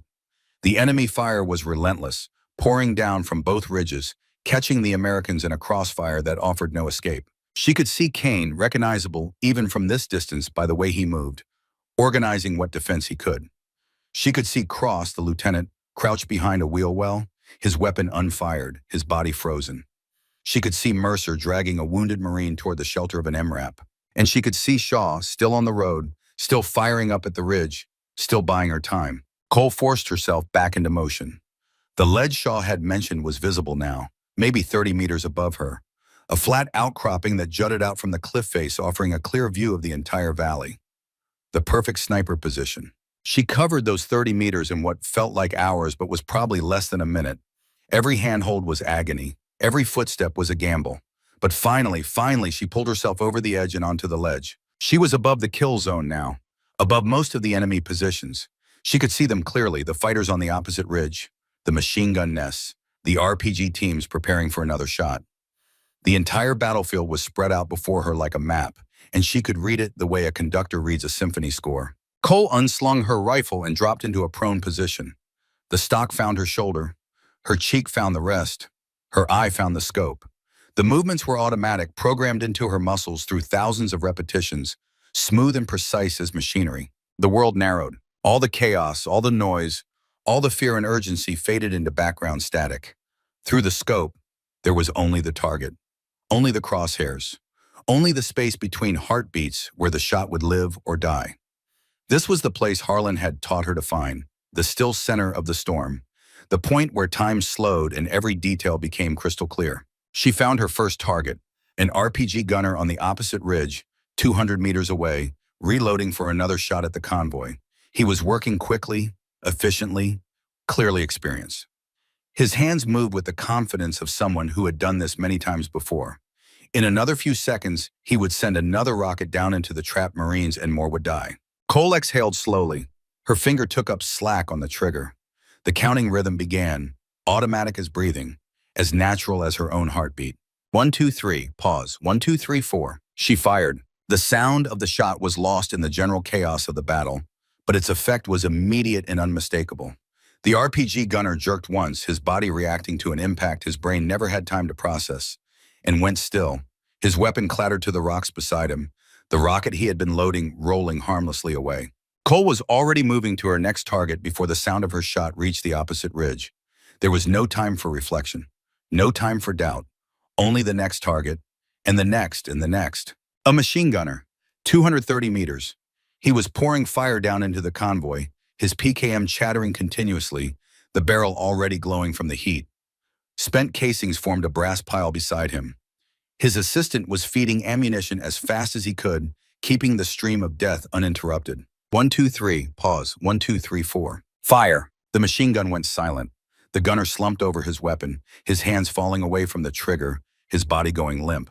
His assistant, the loader who had been feeding ammunition belts, looked up in confusion, trying to understand what had happened. He had not heard a shot, had not seen anyone fall.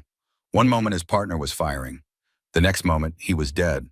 The loader reached for the gun, intending to continue the fire, to complete the mission his friend had started.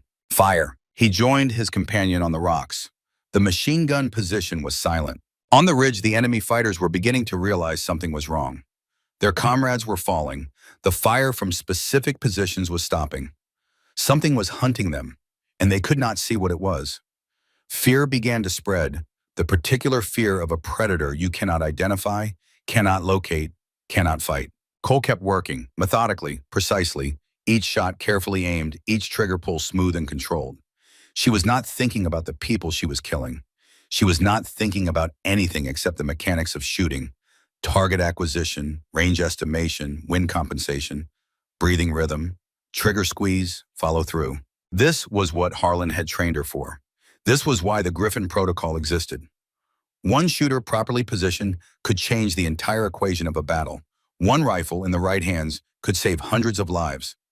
It was a cold calculus, the mathematics of death and survival. But it was real. It was true. And right now, it was the only thing keeping 300 Marines alive. Below in the valley, Marines began to notice that the incoming fire was slacking. What the hell is happening? Kane looked up at the ridges, trying to understand. The enemy positions were still visible, but fewer of them were firing. Bodies were visible on the rocks, figures that had been shooting moments ago and were now motionless. Someone is up there. One of Kane's Marines pointed at the opposite slope. Someone is shooting from above us. Kane followed the pointing finger. He could not see the shooter, could not identify the position. But he could see the results. Another enemy fighter fell even as he watched, dropping behind cover that had suddenly become useless. Who the hell is that? On the road near the rear vehicles, Shaw allowed himself a grim smile. He knew exactly who it was. And he was the only one in the valley who was not surprised. Cole's rifle spoke again and again. Each shot meant one less enemy fighter. Each trigger pull bought more time for the Marines below. But the enemy was adapting. They had figured out that someone was above them, picking them off from an elevated position. Fire began concentrating on Cole's ledge, bullets smashing into the rocks around her, chips of stone flying. She ignored it, or rather she incorporated it into her calculations, adjusting her position between shots, making herself a moving target without sacrificing accuracy. A spotter on the enemy ridge raised binoculars trying to locate her. She shot him before he could complete the sweep. An RPG team tried to set up on a new position. She killed the gunner, then the loader, when he tried to grab the weapon. A fighter with a radio was calling for reinforcements. She put a round through the radio and another through its operator. 10 targets down, 15, 20. The enemy fire on the convoy was noticeably lighter now. Marines who had been pinned were beginning to move. The chaos was still present, but it was shifting, transforming from helpless slaughter into something resembling a fight. In the valley, Gunnery Sergeant Kane was trying to make sense of what he was seeing. The ambush was failing. An ambush that should have destroyed them, that had been planned and executed with professional precision, was coming apart. And it was coming apart because of one shooter on a ledge who was systematically dismantling the enemy force one bullet at a time. Kane had seen good snipers before, had served with scout sniper teams on multiple deployments, but he had never seen anything like this. The speed, the accuracy, the complete lack of hesitation between shots. Whoever was up there was not just good. They were something else entirely. Find out who that is. He grabbed the arm of a Marine running past. When this is over, I want to know who is up there. Near the command vehicle, Lieutenant Cross was still frozen. His back pressed against the tire, his weapon clutched in hands that would not stop shaking. His eyes were wide, staring at nothing, seeing nothing except the images playing it on loop in his mind. The explosion, the fire, the bodies, the blood. He had trained for this. Years at the academy, months of combat preparation courses, countless hours studying tactics and strategy. He had excelled in the classroom. He had scored high on every evaluation. He had been told he was ready for command, ready for the responsibility, ready for war. None of it had prepared him for the reality, for the noise, for the smell, for the sight of men he was responsible for dying while he cowered behind a wheel. The gap between what he had imagined and what he was experiencing was so vast that his mind simply could not bridge it. He was paralyzed not by cowardice, but by cognitive overload, his brain unable to process the sensory assault and still function. He could hear Kane's voice somewhere in the chaos, shouting orders, directing the defense. He knew he should be doing the same. He knew that his Marines needed him, needed their officer to lead them, to tell them what to do. But the connection between knowing and doing had been severed. His body would not respond to his commands. A round struck the vehicle just above his head. and he flinched so hard that he bit his tongue. The taste of blood filled his mouth. Somewhere behind him, a Marine was screaming, the high-pitched sound of someone in terrible pain. Cross wanted to help, wanted to do something, wanted to be the leader he had always believed himself to be, but he could not move. "Sir," a voice penetrated his paralysis. "Sir, we need orders." Cross looked up. A sergeant was crouching beside him, face streaked with dirt and sweat, eyes urgent. The man was older than Cross by a decade, more experienced by a lifetime. He had seen this before. He knew what needed to be done, but he was waiting for authorization because that was how the system worked. "Sir, the fire is slacking. We have a window to push wounded to the rear, but I need authorization to move vehicles. I need you to tell me what to do." Cross opened his mouth. Nothing came out. The words were there, somewhere in his brain, but they could not find the path to his lips. He was failing. He knew he was failing, and he could not stop it. "Sir, I do not—" Cross's voice was barely a whisper. "I do not know what to do." The sergeant stared at him for a moment. His expression shifted through surprise, then disappointment, then something like disgust. He had served under good officers and bad ones. He had never served under one who simply stopped functioning. "Stay here, sir. I will handle it." He was gone before Cross could respond. Organizing Marines, directing movement, doing the job that the lieutenant should have been doing, taking control because someone had to, because lives depended on it, because waiting for the officer to recover was not an option. Cross watched him go and felt something die inside him, some image of himself, some belief in his own competence crumbling under the weight of his failure. He had always thought he would rise to the occasion when the moment came. He had always believed that crisis would reveal his true character, and that character would be heroic. Now he knew the truth, and he would have to live with that knowledge for the rest of his life. Further down the convoy, Corporal Jake Mercer was having a very different experience. When the ambush started, his first instinct had been panic. Pure animal terror that screamed at him to run, to hide, to make himself as small as possible, and pray that the bullets found someone else. His body had wanted to curl up behind the wheel well and stay there until the shooting stopped, until someone told him it was safe, until the nightmare ended. But then he had seen Ruiz. The young private was wounded. A round had caught him in the leg as he tried to exit the vehicle, dropping him in the open, halfway between the troop carrier and the nearest cover. He was dragging himself forward, leaving a red trail on the road surface, his face a mask of pain and fear. His hands clawed at the dirt, pulling himself inch by inch towards safety that seemed impossibly far away. And suddenly, Mercer was not thinking about himself anymore. He did not make a conscious decision. There was no heroic thought, no noble impulse that he could later point to and say, "This is why I acted." He simply saw a fellow Marine in trouble and his body moved. The fear was still there, screaming in the back of his mind, but it was not in control anymore. Something else was driving him, something deeper than fear, something that Mercer had not known he possessed. He was moving before he made a conscious decision, sprinting from behind his cover, ignoring the bullets that cracked past him. He reached Ruiz in seconds, grabbed him under the arms, and began dragging him toward the shelter of an MRAP. A round hit his vest. The impact was like being punched by a giant, driving the air from his lungs, sending white stars exploding across his vision. The force knocked him sideways, nearly dropping Ruiz. But the ceramic plate held.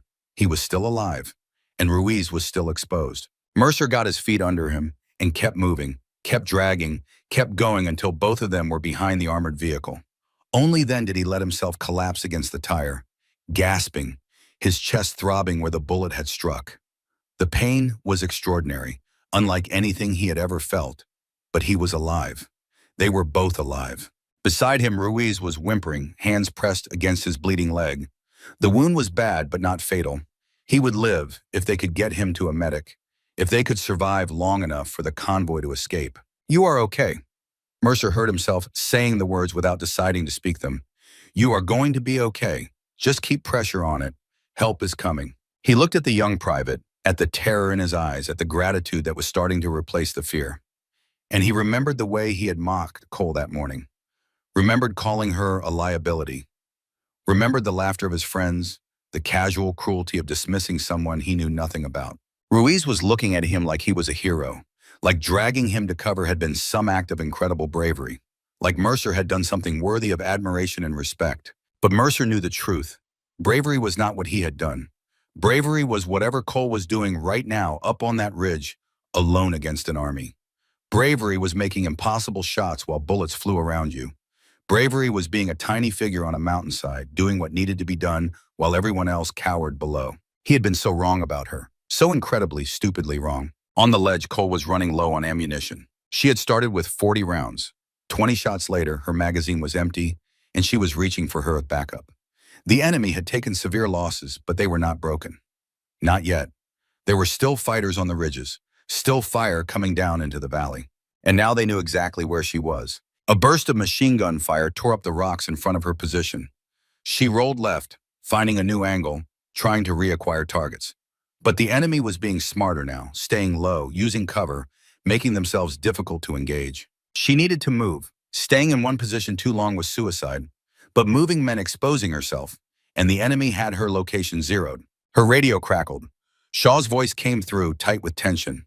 "Cole, you have flankers. Left side, coming up the slope, maybe 200 meters below you." She glanced in that direction, saw movement among the rocks. Figures in brown clothing, carrying weapons, working their way toward her position. The enemy was sending a team to kill her, to eliminate the threat that was dismantling their ambush. She had maybe 5 minutes before they reached her. Understood. Her voice was calm despite the situation. "I need to buy more time. The convoy is starting to move." Shaw's voice carried something like hope. "They are pushing vehicles back, making room to turn around. If you can keep the pressure off for another 10 minutes. 10 minutes. An eternity in combat terms. An impossible amount of time to survive with flankers approaching and ammunition running low." But she did not have a choice. Copy. 10 minutes. She settled back into her shooting position and found a new target. A fighter on the opposite ridge who had gotten careless, exposing himself for a moment too long. Fire. He fell. She shifted, found another. A two-man team trying to relocate an RPG launcher. Fire. Fire. Both down. The enemy machine gun opened up again, tracers streaming toward her position. She pressed herself flat as the rounds tore the air above her head. Below, the convoy was indeed moving. Marines had cleared the burning wreck enough to push it partially off the road. Vehicles were backing up, trying to create enough space to turn around, to begin the retreat out of the kill zone. It was working. Slowly, painfully, but working. Cole popped up and fired again. Another enemy fighter dropped. Then the rock beside her head exploded. She threw herself backward, blood streaming from cuts on her face where stone fragments had slashed her skin. A sniper. The enemy had a sniper, and he had nearly taken her head off. She pressed herself into a crevice in the rock, making herself as small as possible. Her heart was pounding now, the first real fear she had felt since the ambush began. The enemy sniper was out there somewhere, hidden, watching, waiting for her to show herself again. And the flankers were still coming. Shaw's voice came through the radio again. "Cole, you have to move. The flankers are 150 meters out. You have maybe 3 minutes." "I know. The sniper has you pinned." "I know. What are you going to do?" Cole closed her eyes for a moment, took a breath, thought about Harlan, thought about his last words, thought about the promise she had made. Never hesitate. She grabbed her rifle and rolled out of the crevice. The enemy sniper fired. The round passed so close that she felt the heat of it on her cheek, but she was already moving, already running along the ledge, presenting a moving target that even a good shooter would struggle to hit. She reached a new position, dropped prone, and found the enemy sniper through her scope. He was on a ridge 300 meters away, still trying to track her movement. Their eyes met through their optics, two predators recognizing each other across a valley of death. Cole fired first. The enemy sniper's head jerked back. His rifle fell from nerveless fingers. He toppled slowly, almost gracefully, off his perch and disappeared among the rocks below. Cole did not pause to watch him fall. The flankers were still coming. She had to move. She scrambled along the ledge, looking for a new position, some place where she could engage the approaching team while still covering the convoy below. The ledge narrowed ahead, becoming a thin strip of rock that hugged the cliff face. She heard voices below her, shouted commands in a language she did not speak. The flankers were close now, very close. She found a notch in the rock where the ledge widened slightly, a defensible position, at least for a few minutes. She dropped into it and turned to face the slope below. The first flanker appeared almost immediately. A young man, maybe 20 years old, scrambling up the rocks with an AK variant clutched in his hands. His face was twisted with exertion and determination. Cole put her crosshairs on his chest. For a moment, her finger hesitated on the trigger. He was so young, not much older than the boy she had been unable to shoot 3 years ago.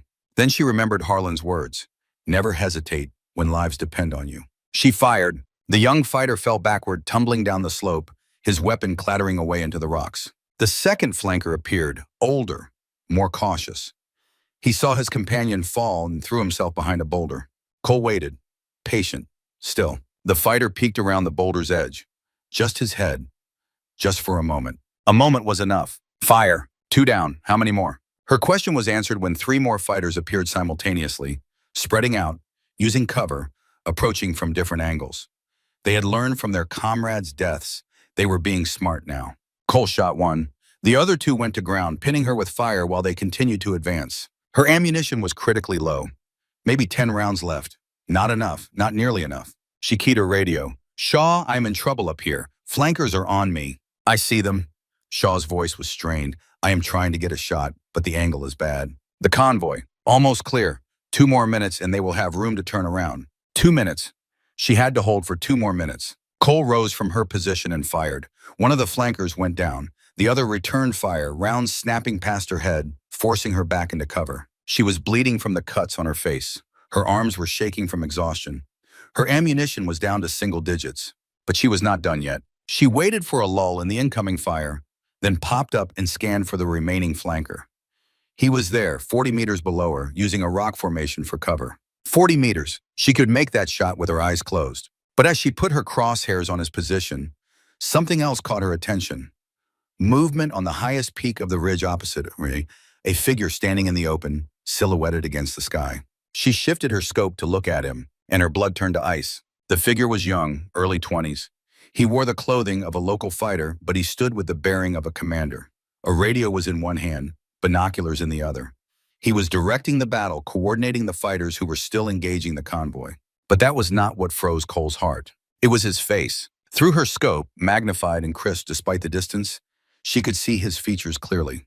The sharp nose, the dark eyes, the scar that ran along his left cheekbone, a mark that had not been there 3 years ago.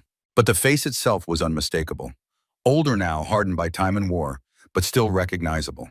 The boy from the compound, the teenager she could not shoot, the child whose life she had spared while Harlan bled out in her arms. He was here. He was commanding this ambush, and he was looking directly at her through his binoculars, as if he somehow knew, as if he could feel her eyes on him across the valley.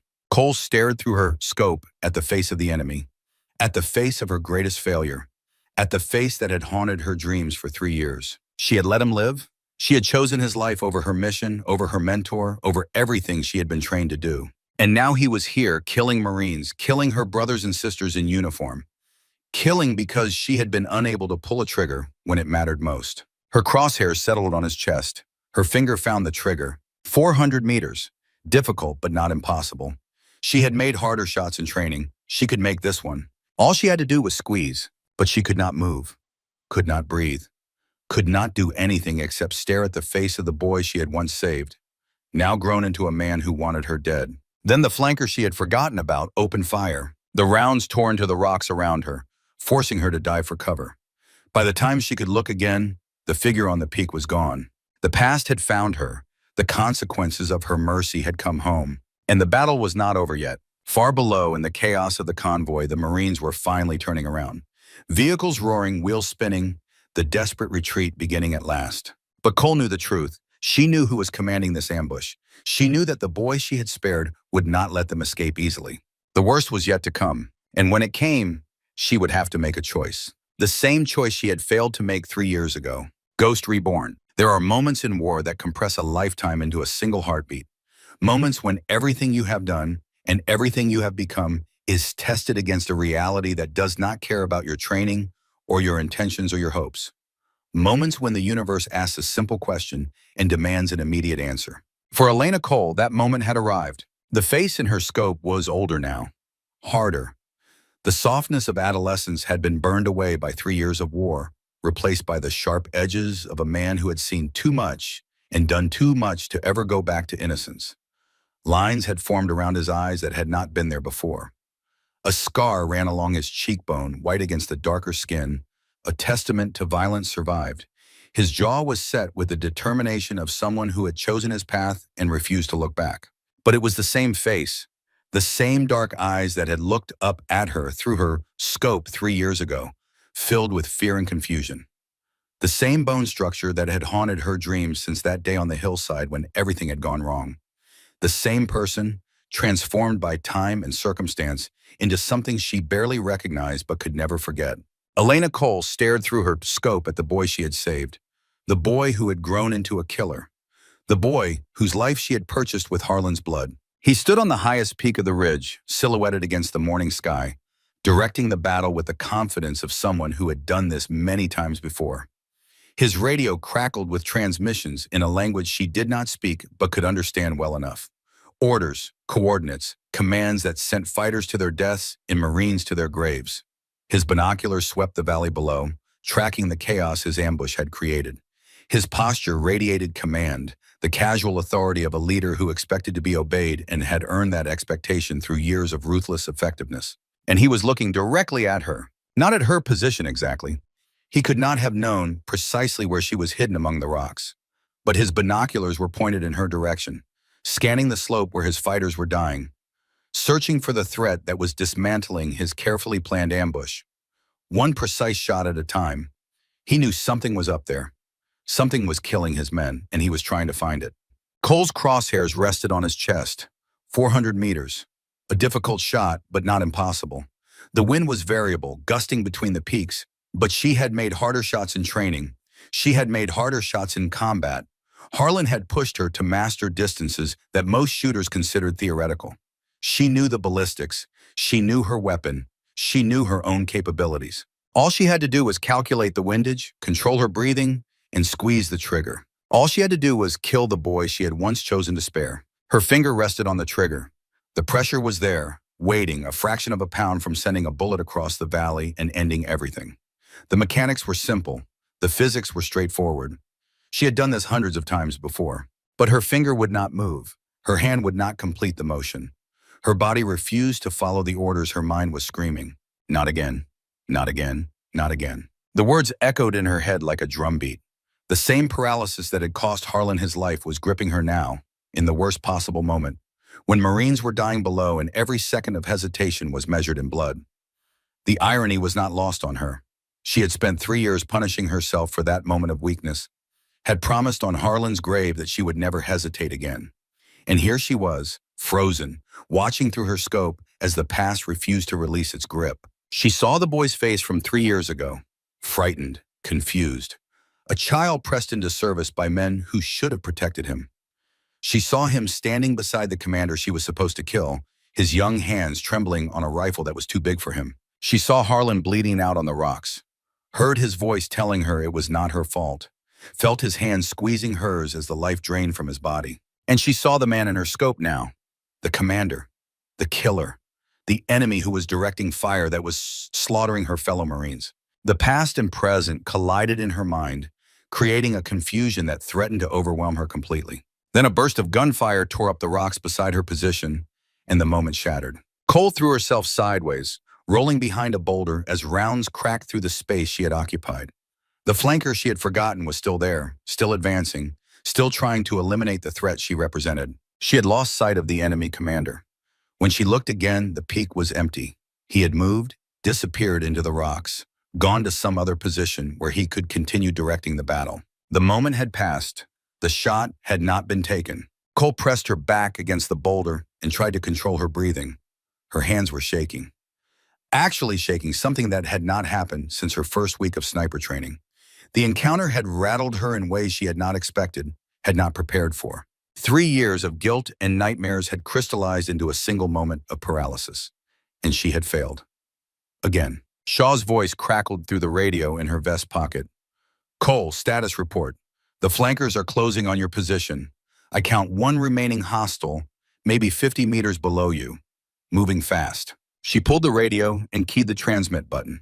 Her voice came out steadier than she felt, the professional discipline overriding the emotional turmoil beneath. 1 flanker remaining. I had eyes on the enemy commander. I lost the shot. A pause on the other end. Then Shaw's voice, careful and controlled. The commander, you saw him. I recognized him. Another pause. Longer this time. Shaw understood immediately what she was not saying. He remembered that day 3 years ago as clearly as she did. He had been there. He had been the one she and Harlan had dragged to safety. He knew exactly who the enemy commander was and why seeing him had frozen her in place. Cole, his voice was different now, softer, almost gentle. The voice of someone who understood because he had been through his own version of that moment. We will deal with that later. Right now, you need to survive the next 5 minutes. Can you do that? She took a breath, let it out slowly, pushed the emotions down into the dark place where she kept all the things she could not afford to feel. The compartmentalization that Harlan had taught her, the ability to set aside everything except the immediate task. Yes, good. The convoy is almost clear. They are turning the lead vehicles around. 5 more minutes and they will be moving out of the kill zone. I need you to keep the pressure on the ridge positions. Can you do that? Yes. The flanker is maybe 50 meters below you. I am repositioning to get a shot, but the angle is difficult. Give me 30 seconds. Copy. Cole shifted her position, moving to the edge of the boulder, searching for the remaining flanker. She could hear him now, the scrape of boots on rock, the heavy breathing of a man climbing fast. He was not being subtle. He knew where she was, and he was racing to reach her before she could engage him. Speed over stealth, the calculation of someone who believed he had the advantage. She raised her rifle and waited. Patience, the discipline of the trained sniper. Let the target come to you. Control the engagement. Do not rush. The seconds stretched like hours.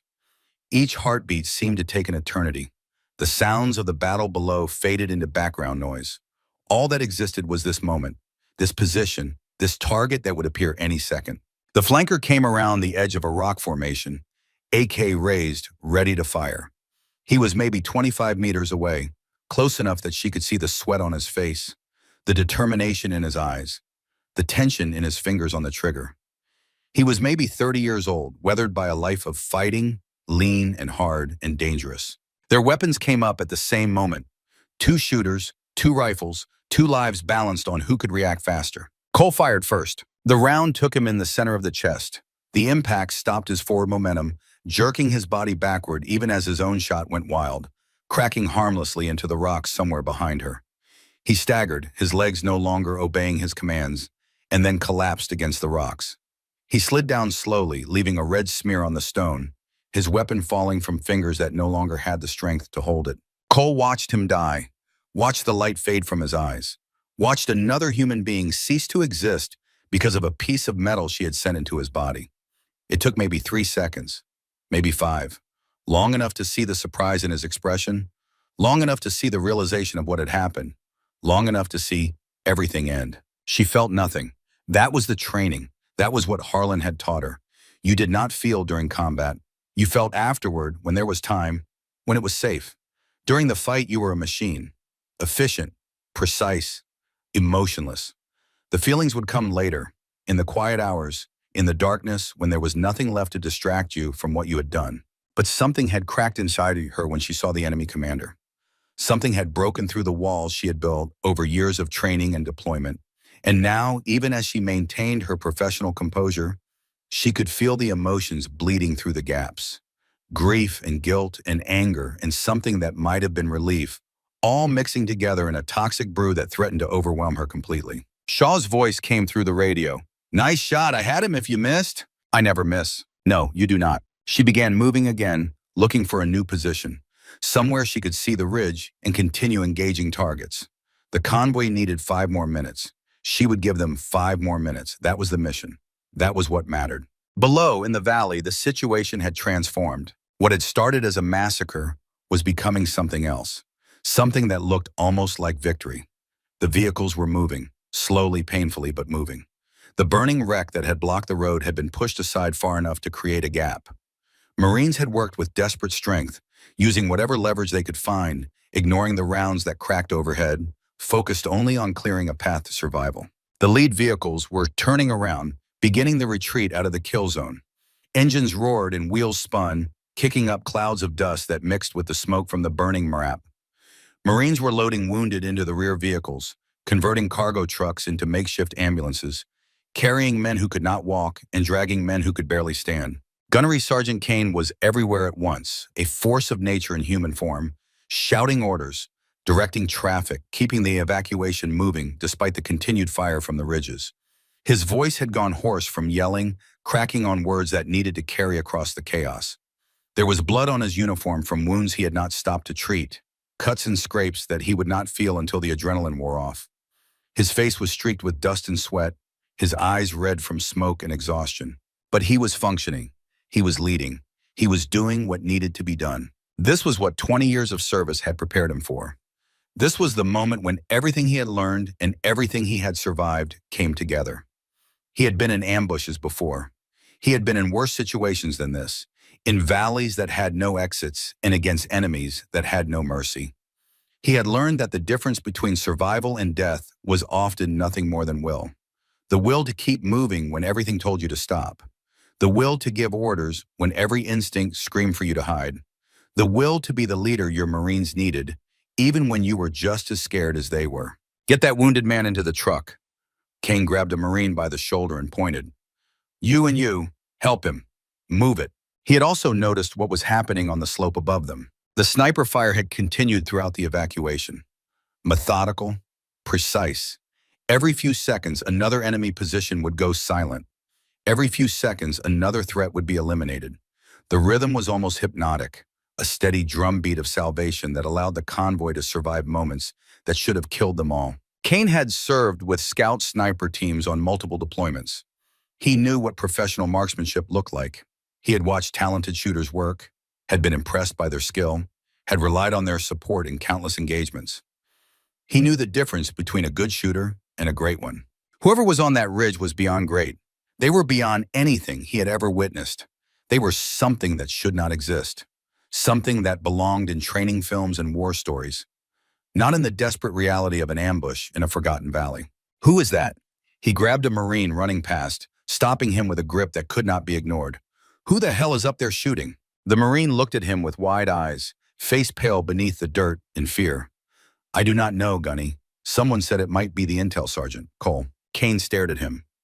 Cole, the quiet woman with the rifle case, the one Mercer had been mocking that morning, the one who never seemed to fit anywhere, who moved through the base like a ghost, who had eyes that seemed to see everything in a manner that suggested she was always somewhere else. The intel sergeant who carried a rifle case that looked too heavy for her small frame. He looked up at the ridge, trying to spot the shooter.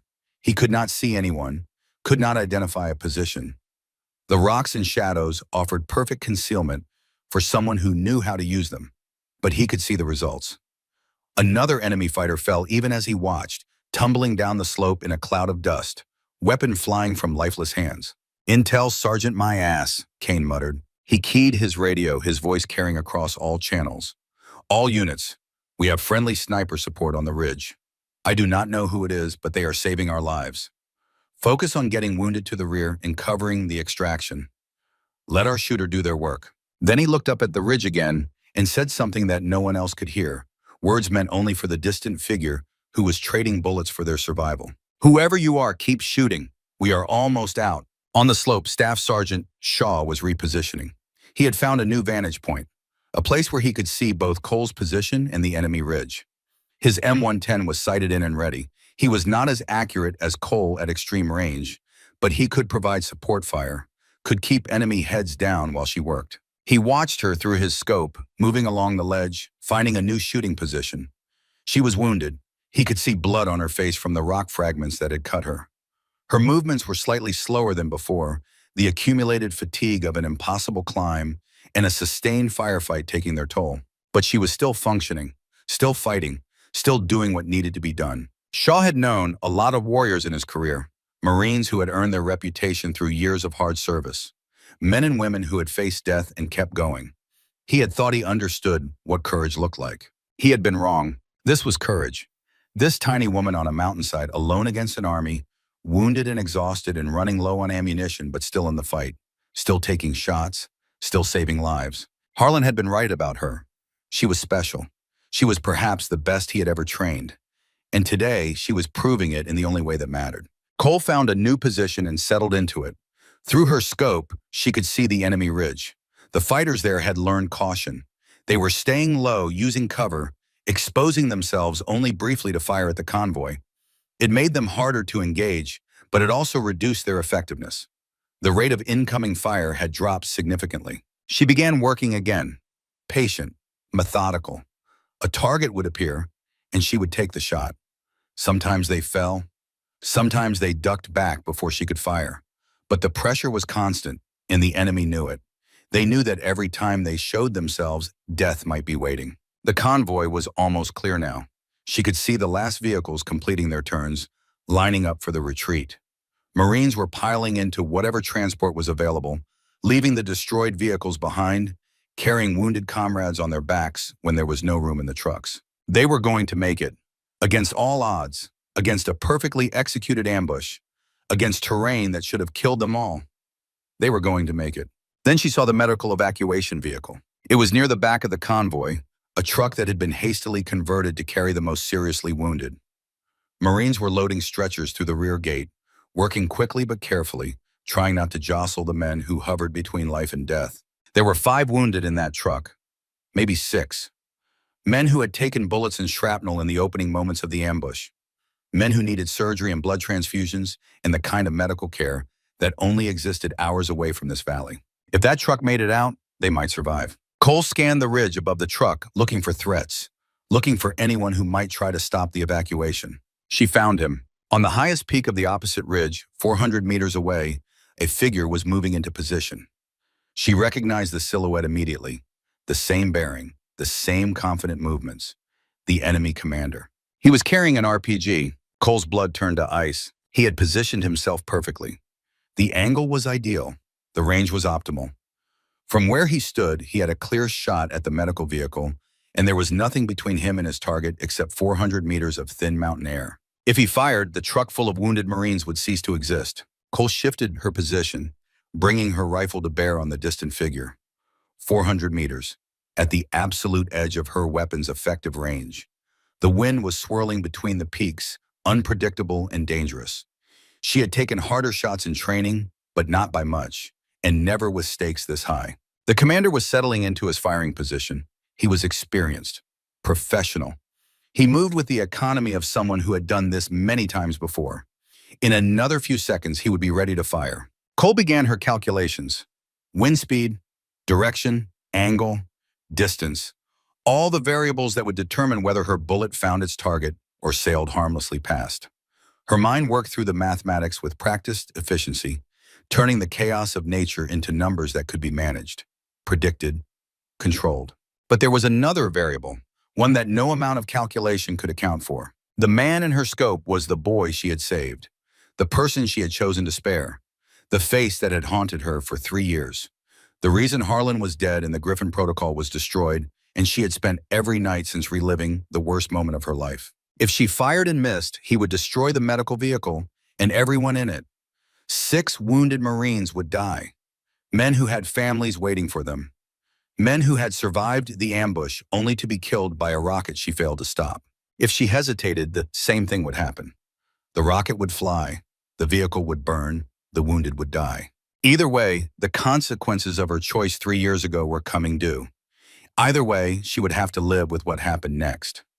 Either way, the universe was demanding payment for a debt she had not known she was incurring when she lowered her rifle and let a frightened teenager live. She found him in her scope. The crosshairs settled on his chest. Her finger took up slack on the trigger. The commander raised the RPG to his shoulder. His movements were smooth, professional. The launcher settled against him with the familiarity of long practice. His eye found the sight. His finger found the trigger. Cole exhaled slowly. The counting rhythm began. 1, 2, 3. Pause. 1, 2, 3, 4. Her finger tightened on the trigger. And then the wind shifted. A gust came through the valley, stronger than the others, swirling between the peaks in a pattern she could not predict. The dust devils that spun across the ridge testified to its power.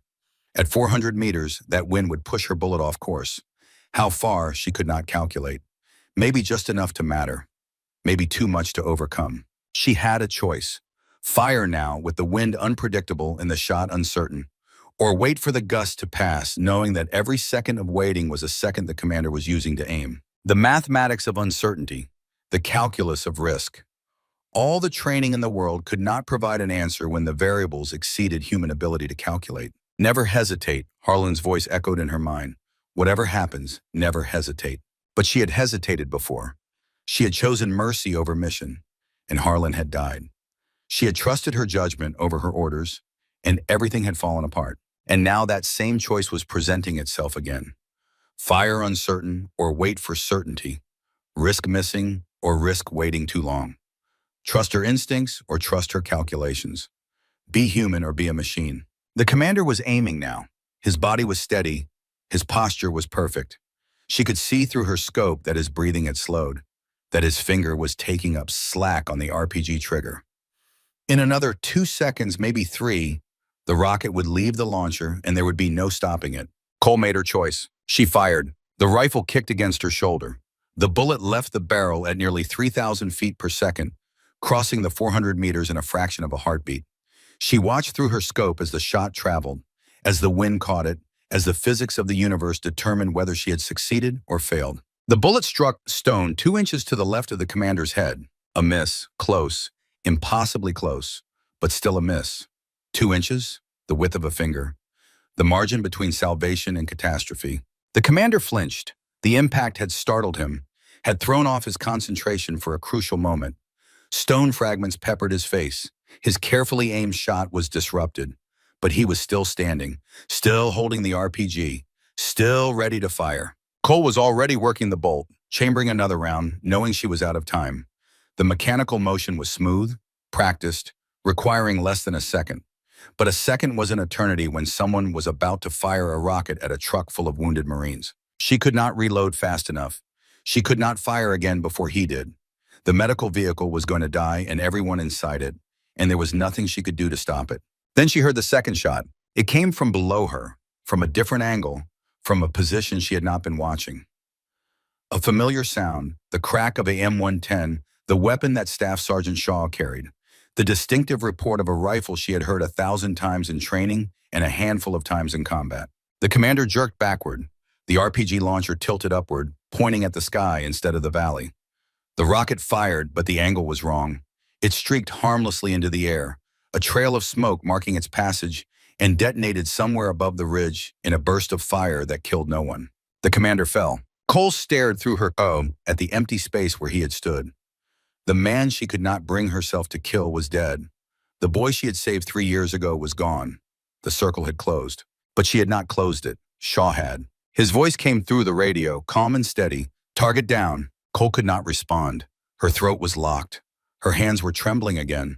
The emotions she had been holding back were breaking through the walls, threatening to overwhelm her completely. Cole.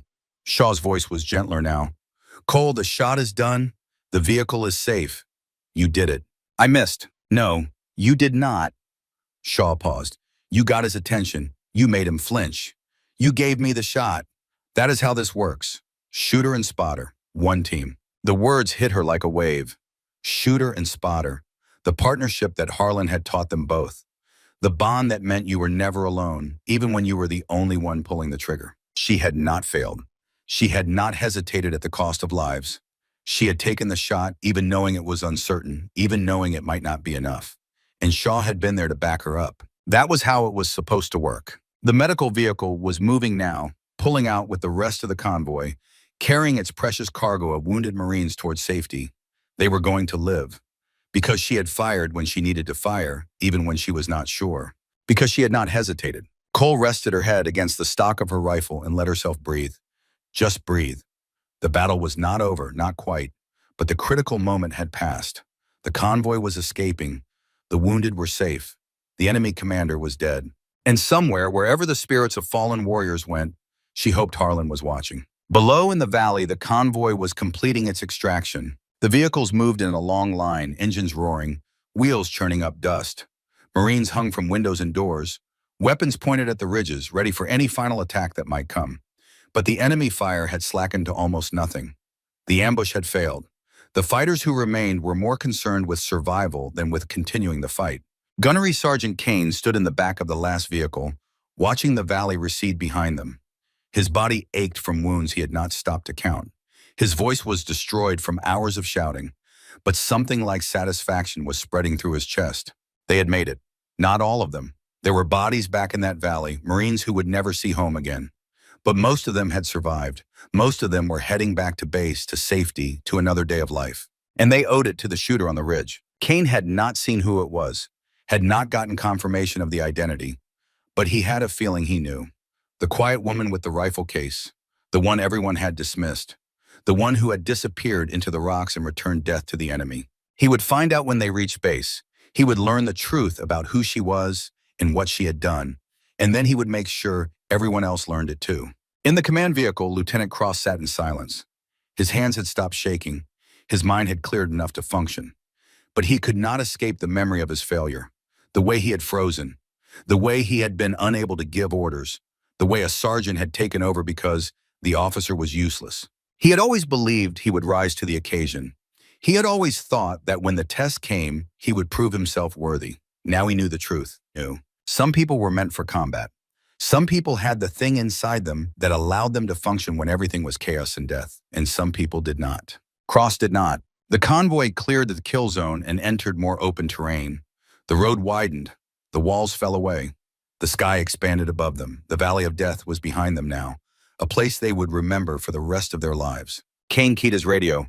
All units, we are clear of the ambush site. Continue movement to base. Good work, Marines. He paused. And whoever was on that ridge shooting, thank you. We owe you our lives. On the slope above the valley, Cole heard the transmission. She was still in her position, watching the convoy disappear around a distant bend. Her ammunition was nearly gone. Her body was exhausted. The wound on her face had clotted but still throbbed with every heartbeat. But she was alive, and they were alive, and that was enough. Shaw's voice came through the radio. Cole, the convoy is clear. Time to extract. Copy. She began the long climb down. Descending the rocks she had scrambled up, what felt like a lifetime ago. Her legs shook with fatigue. Her arms burned from the effort of climbing. But she kept moving, one handhold at a time, one footstep at a time. Shaw met her at the base of the slope. He was waiting with a vehicle, one of the Humvees that had been left behind when the convoy extracted. It was damaged but functional, enough to get them back to base. He looked at her as she approached, took in the blood on her face, the exhaustion in her eyes, the rifle still clutched in her hands, like she could not bring herself to let it go. You look like hell. Thank you. He almost smiled. Come on, let us get out of here. They climbed into the Humvee and Shaw started the engine. The vehicle lurched forward, beginning the long drive back to base. For a while, neither of them spoke. There was too much to say and no words adequate to say it. The battle, the revelations, the shot that had almost missed, and the shot that had saved everything. It all hung in the air between them, waiting to be processed. Finally, Shaw broke the silence. He would have been proud of you. Cole did not answer immediately. She was staring out the window at the mountains, at the valley they were leaving behind, at the place where the past had finally caught up with her. I missed the shot. You took the shot. Shaw's voice was firm. That is what matters. You did not hesitate.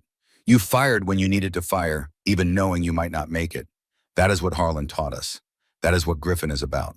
Cole closed her eyes. The weight of 3 years was still there, still pressing down on her shoulders. But it felt lighter now.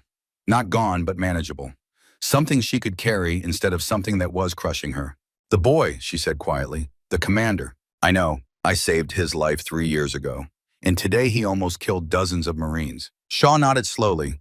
And today he is dead because of choices he made, choices you did not make for him. Cole opened her eyes and looked at him. What do you mean? You gave him a chance. Shaw kept his eyes on the road. 3 years ago, you saw a child and you could not pull the trigger. You let him live. What he did with that life was his decision, not yours. He chose to become a fighter. He chose to plan that ambush. He chose to aim that RPG at a truck full of wounded men. Cole was silent. Harlan understood that. Shaw glanced at her. He knew that mercy is not weakness. It is just another kind of strength. The strength to see a person instead of a target. The strength to choose humanity when everything around you is telling you to be a machine. And he died because of my choice. He died because he chose to save me. Shaw's voice hardened slightly. He made that decision. He ran into fire knowing he might not come back. That was his choice, his sacrifice. You do not get to take that away from him by blaming yourself. The words hung in the air. Cole turned them over in her mind, examining them from different angles, testing them against the weight she had been carrying. Maybe he was right. Maybe the guilt she felt was a kind of arrogance, assuming that her choices controlled outcomes that were shaped by 1,000 other factors. Maybe Harlan's death was his own, earned through his own decisions, not something she could claim as her failure. Or maybe it did not matter. Maybe the past could not be undone, only accepted.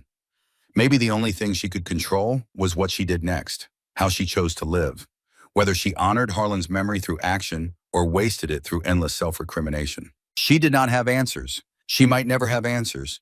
But for the first time in 3 years, she felt like she could breathe without the weight crushing her lungs. The convoy is probably at base by now. Shaw checked his watch. We are going to have some explaining to do. Cole thought about that, thought about the questions that would be asked. Who was on the ridge? How did they do what they did? Who trained them? Where did they come from? Her cover was blown. The careful anonymity she had maintained for years was gone. Everyone had seen what she could do. Everyone would want to know how. Let them ask. Her voice was quiet but steady. I am tired of hiding. Shaw glanced at her. Then he nodded, a small gesture of respect. Okay then, Ghost. The name settled over her like a mantle, like something earned rather than given. For the first time since Harlan had whispered it with his dying breath, she felt like she deserved it. The Humvee continued down the road, carrying two warriors back from a battle that had changed everything. Behind them, the mountain stood silent and ancient, witnesses to violence that was only the latest chapter in a history of blood that stretched back thousands of years. Ahead, there would be questions and answers. There would be recognition and explanation. There would be the long process of dealing with everything that had happened. But for now, there was just the road, the engine, the silence between two people who understood each other. And somewhere in whatever place warriors went when their fights were done, Master Sergeant William Harlan smiled. His final student had passed her final test. Ghost was reborn, the last round. Every soldier knows there are two moments that matter most in any battle. The moment when the fighting begins, when the world explodes into chaos and training takes over from thought. And the moment when the fighting ends, when the silence returns and the weight of what happened settles onto shoulders that suddenly feel too weak to carry it. The second moment is often harder than the first. The convoy reached forward operating base Bravo 3 hours after clearing the kill zone. The vehicles rolled through the gates in a ragged procession, engines coughing, armor scarred, windows cracked and starred from impacts that had come too close. Dust covered everything, mixing with blood and oil, and the sweat of men who had survived something that should have killed them all. The base sentries watched them pass with expressions that mixed relief and horror. Word had reached the FUB about what had happened in the valley. Everyone knew that a convoy had driven into an ambush. Everyone knew that the fighting had been fierce and the casualties had been heavy. But no one had expected this many vehicles to return. No one had expected this many survivors. Marines emerged from the vehicles slowly, like sleepwalkers returning from a nightmare. Some stood in silence, staring at nothing, their eyes focused on distances that had nothing to do with geography. Some sat down wherever they happened to be, legs no longer able to support them, bodies surrendering to exhaustion now that the immediate danger had passed. Some embraced each other, holding on with the desperate grip of people who had just discovered how fragile life really was. The medical team was waiting. Corpsmen rushed forward with stretchers and trauma bags, moving among the wounded with practiced efficiency. They had done this before. They would do it again. But the scale of what they were seeing pushed even their professional composure to the edge. The triage began immediately, sorting the casualties into those who could wait, those who needed immediate attention, and those who were beyond help. It was brutal calculus, the mathematics of survival, but it was necessary.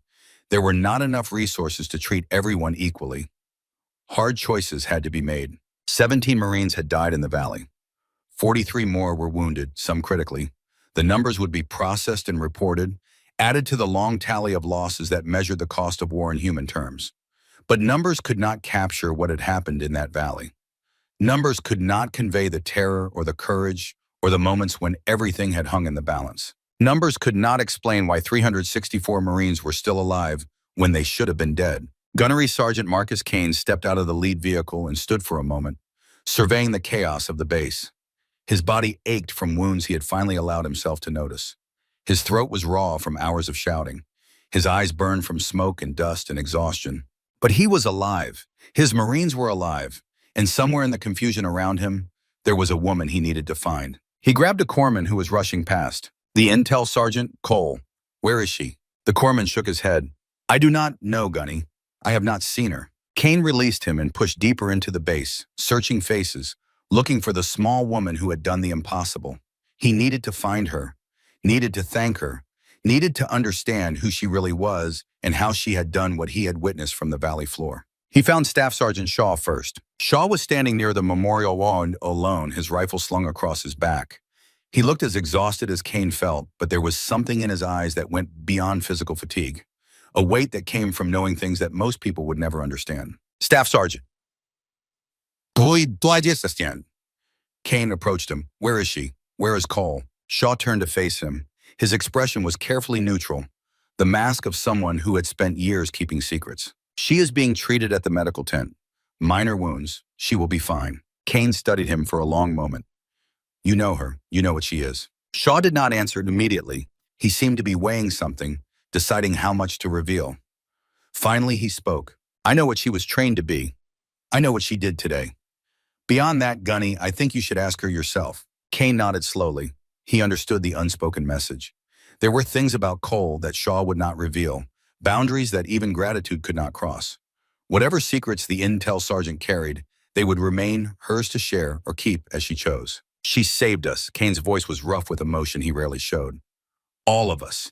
Every Marine who walked out of that valley owes their life to her. Then tell her that. Shaw's eyes met his. She needs to hear it, more than you know. Kane left him there and headed for the medical tent. Inside, the chaos was controlled but intense. Corpsmen moved between cots, treating wounds, administering medications, preparing the most critical cases for helicopter evacuation. The air smelled of antiseptic and blood, the familiar perfume of military medicine. Kane found Cole in a corner, sitting on the edge of a cot, while a corpsman finished bandaging the cuts on her face. She looked smaller than he remembered, diminished somehow by the removal of her gear and the absence of the rifle that had seemed like an extension of her body. Her eyes were distant, focused on something only she could see. The corpsman finished his work and moved away. Kane stood in his place, looking down at the woman who had saved his battalion. For a long moment, neither of them spoke. Then Kane did something he had not done in 20 years of military service. He came to attention and rendered a salute.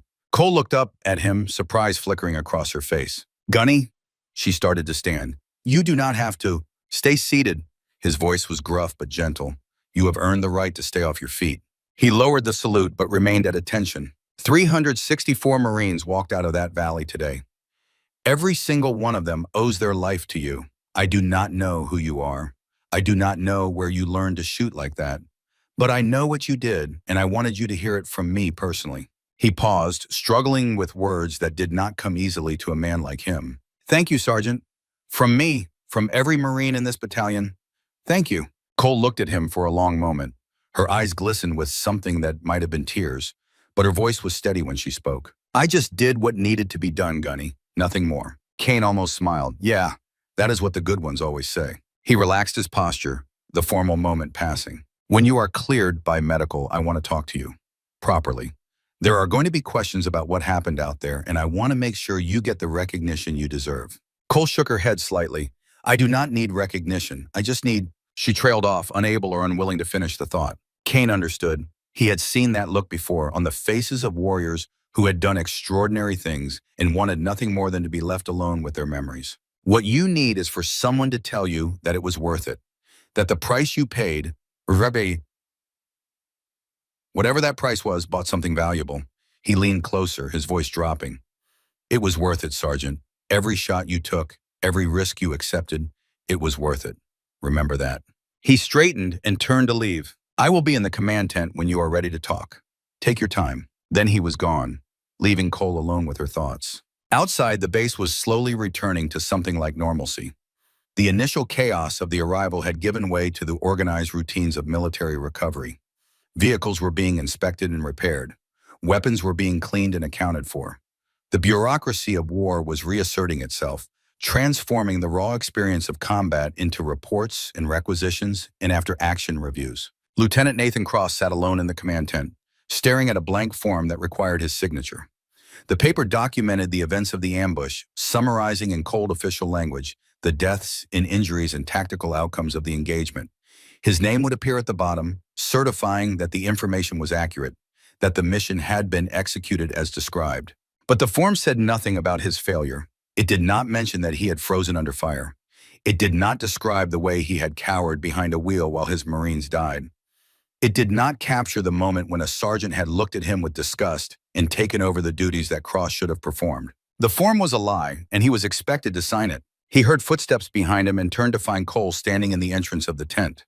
She had cleaned up some, changed into a fresh uniform, but the bandages on her face were visible reminders of what she had endured. "Sir," she nodded in greeting. "May I speak with you?" Cross gestured to a chair. He was not sure he wanted this conversation, but he could not bring himself to refuse. Cole sat down across from him. For a moment, neither spoke. Then Cross broke the silence. "You saw me out there. You saw what happened." It was not a question. Cole nodded slowly. "I saw you, sir." Cross closed his eyes. The shame washed over him again, fresh and hot, as if the failure had just occurred. "I froze. People were dying, and I could not move. I could not think. I could not do anything." He opened his eyes and looked at her. "I am supposed to be a leader. I am supposed to be the one who knows what to do. And when it mattered, I was useless." Cole studied him for a long moment. Her expression was not judgmental, not pitying, just thoughtful. "Sir, may I tell you something?" Cross nodded. Gunny Kane froze his first time in combat. Fallujah, 2004. He told me about it once, years ago. 3 Marines died because he hesitated. He has carried that weight ever since. Cross stared at her. Kane, the Rock, the unshakable NCO who seemed to have been born for war. Kane froze for about 5 seconds. Then he stood up and saved the rest of his squad. She leaned forward slightly. "The measure of a leader is not whether they stumble. Everyone stumbles. The measure is whether they get back up." Cross looked down at the form on the table. The lie that told the truth about nothing that mattered. "I do not know if I can get back up." Cole was quiet for a moment. Then she spoke, her voice soft but firm. "Sir, when I was on that ridge, there was a moment when I could not pull the trigger. The enemy commander was in my sights, and I could not fire. My hands would not obey. My training failed. Everything I thought I knew about myself turned out to be wrong." She paused. "I did not know if I could get back up either, but I did, because there was no other choice. Because people were counting on me. Because the alternative was letting everyone down." Cross met her eyes. "How do you live with it? The knowledge of what you failed to do." Cole considered the question. "You do not live with it, sir. Not the way you are asking. You cannot make peace with failure. You cannot forgive yourself and move on as if it never happened." She shook her head. "What you can do is use it. Let it drive you. Let it make you better. Every time I pick up a rifle, I remember what happened when I hesitated. And that memory makes me stronger." Cross was silent for a long time. Finally, he spoke. "Thank you, Sergeant, for the honesty, for not pretending that everything is fine." Cole stood. "Sir, everything is not fine, but it can be better. That is all any of us can hope for." She turned to leave, then paused at the entrance. "For what it is worth, sir, you stayed at your post. You did not run. You did not abandon your Marines. You froze, but you did not flee. That counts for something." Then she was gone. Cross looked at the form again. Then he picked up his pen and signed it. It was not absolution, it was not forgiveness, but it was a start. Outside, the afternoon sun was beginning its descent toward the mountains. The light had taken on the golden quality of late day, casting long shadows across the base. The frenetic energy of the morning had faded, replaced by the quieter rhythms of exhausted soldiers trying to process what they had survived. Cole walked through the base, moving without conscious direction, letting her feet carry her wherever they wanted to go. She was tired in ways that went beyond physical exhaustion. The events of the day had stripped away layers of protection she had built over 3 years, exposing raw nerves she had thought were safely buried. She found herself at the memorial wall. The collection of photographs and dog tags looked different now. The dust had been cleaned away, probably by someone who had survived the ambush and felt the need to honor those who had not. Fresh flowers sat in a makeshift vase at the base of the wall. A candle flickered despite the breeze, protected by a tin can that someone had cut to shelter the flame. Cole stood before the photograph of Master Sergeant William Harlan. His eyes looked back at her from behind the laminated plastic. The same eyes she had seen 1,000 times in her dreams. The same eyes that had held hers as he died on a hillside 3 years ago. She did not know how long she stood there. Time seemed to lose meaning in front of the wall, becoming something fluid and uncertain. The sun continued its descent. The shadows grew longer. The base around her quieted as the day shift gave way to the evening routines. She became aware of a presence beside her. Shaw had approached without sound, moving with the silence that was second nature to those who had completed his training. They stood together in front of the wall, 2 people connected by a dead man and a program that no longer existed. "I called back to headquarters." Shaw spoke without looking at her. They are going to add his name to the wall here, permanently. Cole nodded. He would have hated that. He always said ghosts do not leave traces. Shaw almost smiled. That is what I told them. They are doing it anyway. Said it was important for the Marines stationed here to know who he was, what he gave. Cole reached out and touched the photograph, her fingers brushing the laminated surface. I talked to him today. During the battle, in my head, I could hear his voice telling me what to do, telling me not to hesitate. Shaw nodded. I hear him too sometimes. Especially when things get bad. He left a mark on everyone he trained. That does not go away just because he is gone. They stood in silence for a while. The candle flickered. The wind whispered through the base. Somewhere distant, a helicopter was warming up for an evening flight. Then Shaw spoke again. I need to tell you something about the shot. Cole turned to look at him. The commander. The one with the RPG. Shaw's voice was careful, measured. I had him in my sights before you fired. I was waiting for your shot, ready to follow up if you missed. Cole nodded. I know, that is how we trained. But that is not all. Shaw paused, seeming to gather himself. When you fired and the bullet missed, I saw something through my scope. The commander flinched from your shot. The stone fragments hit his face, disrupted his aim. When I fired, he was already off balance. Cole frowned slightly. What are you saying? I am saying that my shot hit him in the shoulder. Not a kill shot. It knocked him back, made him lose the launcher, but it would not have stopped him permanently. He was still moving when he fell. Cole stared at him. Then how? Your bullet. Shaw met her eyes. After it hit the stone, it fragmented. A piece of the jacket ricocheted into his neck. You could not have seen it from your angle, but I watched it happen through my scope. The fragment severed his carotid artery. Cole felt the world tilt slightly. You are saying, did not miss. I am saying we both hit him. Shaw's voice was soft. My shot knocked him down. Your fragment killed him. We worked as a team, just like Harlan taught us. Cole turned back to the photograph. Her hands were trembling slightly, the accumulated emotion of the day finally finding expression. All this time, she said quietly, all day I have been thinking that I failed, that I could not make the shot when it counted, that Shaw had to save the mission because I was not good enough. Shaw shook his head. You made the shot, Cole. It was not a clean hit, but it was a hit. In combat, that is all that matters. You pulled the trigger. You did not hesitate. You fired when you needed to fire, even knowing it was uncertain. He paused. That is what Harlan wanted for you. Not perfection, just the willingness to act, to make the choice, to pull the trigger and accept whatever consequences came. Cole closed her eyes.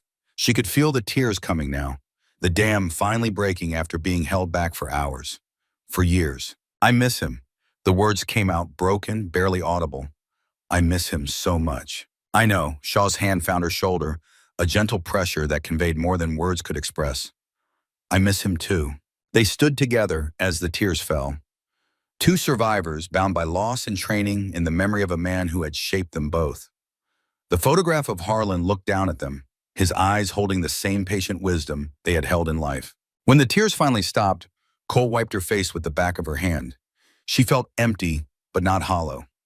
Lighter somehow, as if something heavy had been released. He would be proud of you today.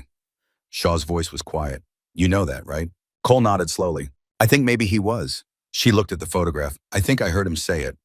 At the end, when the shot landed, Shaw tilted his head. What did he say? Cole smiled. The first real smile she had allowed herself in 3 years. Good shot, Ghost. The words hung in the air between them. A benediction, a farewell, a passing of something sacred from teacher to student, from the dead to the living. Shaw nodded, his own eyes glistening. Good shot, Ghost. They stood together as the sun touched the mountains and the day began its surrender to night. The candle flickered at the base of the wall, its small flame holding back the darkness one precious moment at a time. Later that evening, Cole found herself at the medical tent again. Not for treatment this time, but to visit. Private First Class Danny Ruiz was propped up on a cot, his wounded leg elevated and bandaged. His face was pale from blood loss, but his eyes were alert, tracking her approach with a mixture of surprise and something like reverence. Sergeant Cole. He tried to sit up straighter. I did not expect... Stay down. She moved a chair to his bedside and sat. How is the leg? Doctors say it will heal. Might have a limp for a while, but I will walk again. He paused. That is more than some guys can say. Cole nodded. She looked at the young Marine, seeing the fear that still lingered behind his eyes, the trauma that would take months or years to fully process. The sling worked. Ruiz blinked in confusion. Your rifle sling? Cole almost smiled. This morning I fixed it for you. Did it hold up during the fight? Ruiz looked at her for a long moment. Then his face cracked into a grin that seemed too big for his exhausted features. Yeah, it worked perfectly. He shook his head in wonder. I cannot believe you remembered that. After everything that happened, you remembered my stupid sling. It is not stupid. Good gear can save your life. She leaned back in the chair. Besides, you asked me my name. Not many people do that. Ruiz was quiet for a moment. When he spoke again, his voice was more serious. Sergeant, what you did out there? I heard people talking. They said you were on the ridge the whole time, taking out the enemy positions, keeping us alive. Cole did not respond immediately. She was not comfortable with praise, had never learned how to accept it gracefully. Harlan had been the same way. Just do the job and move on, he used to say. Let others talk if they want. Your business is the next mission. I was doing my job.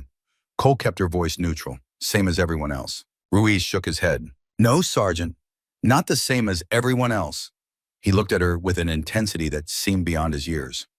Corporal Mercer ran into fire to pull me to cover. That was brave.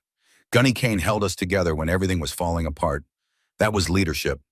But what you did, alone on that mountain, taking out targets while the whole enemy force tried to kill you, his voice trailed off. I do not have words for what that was. Cole was silent. I just wanted you to know, Ruiz continued.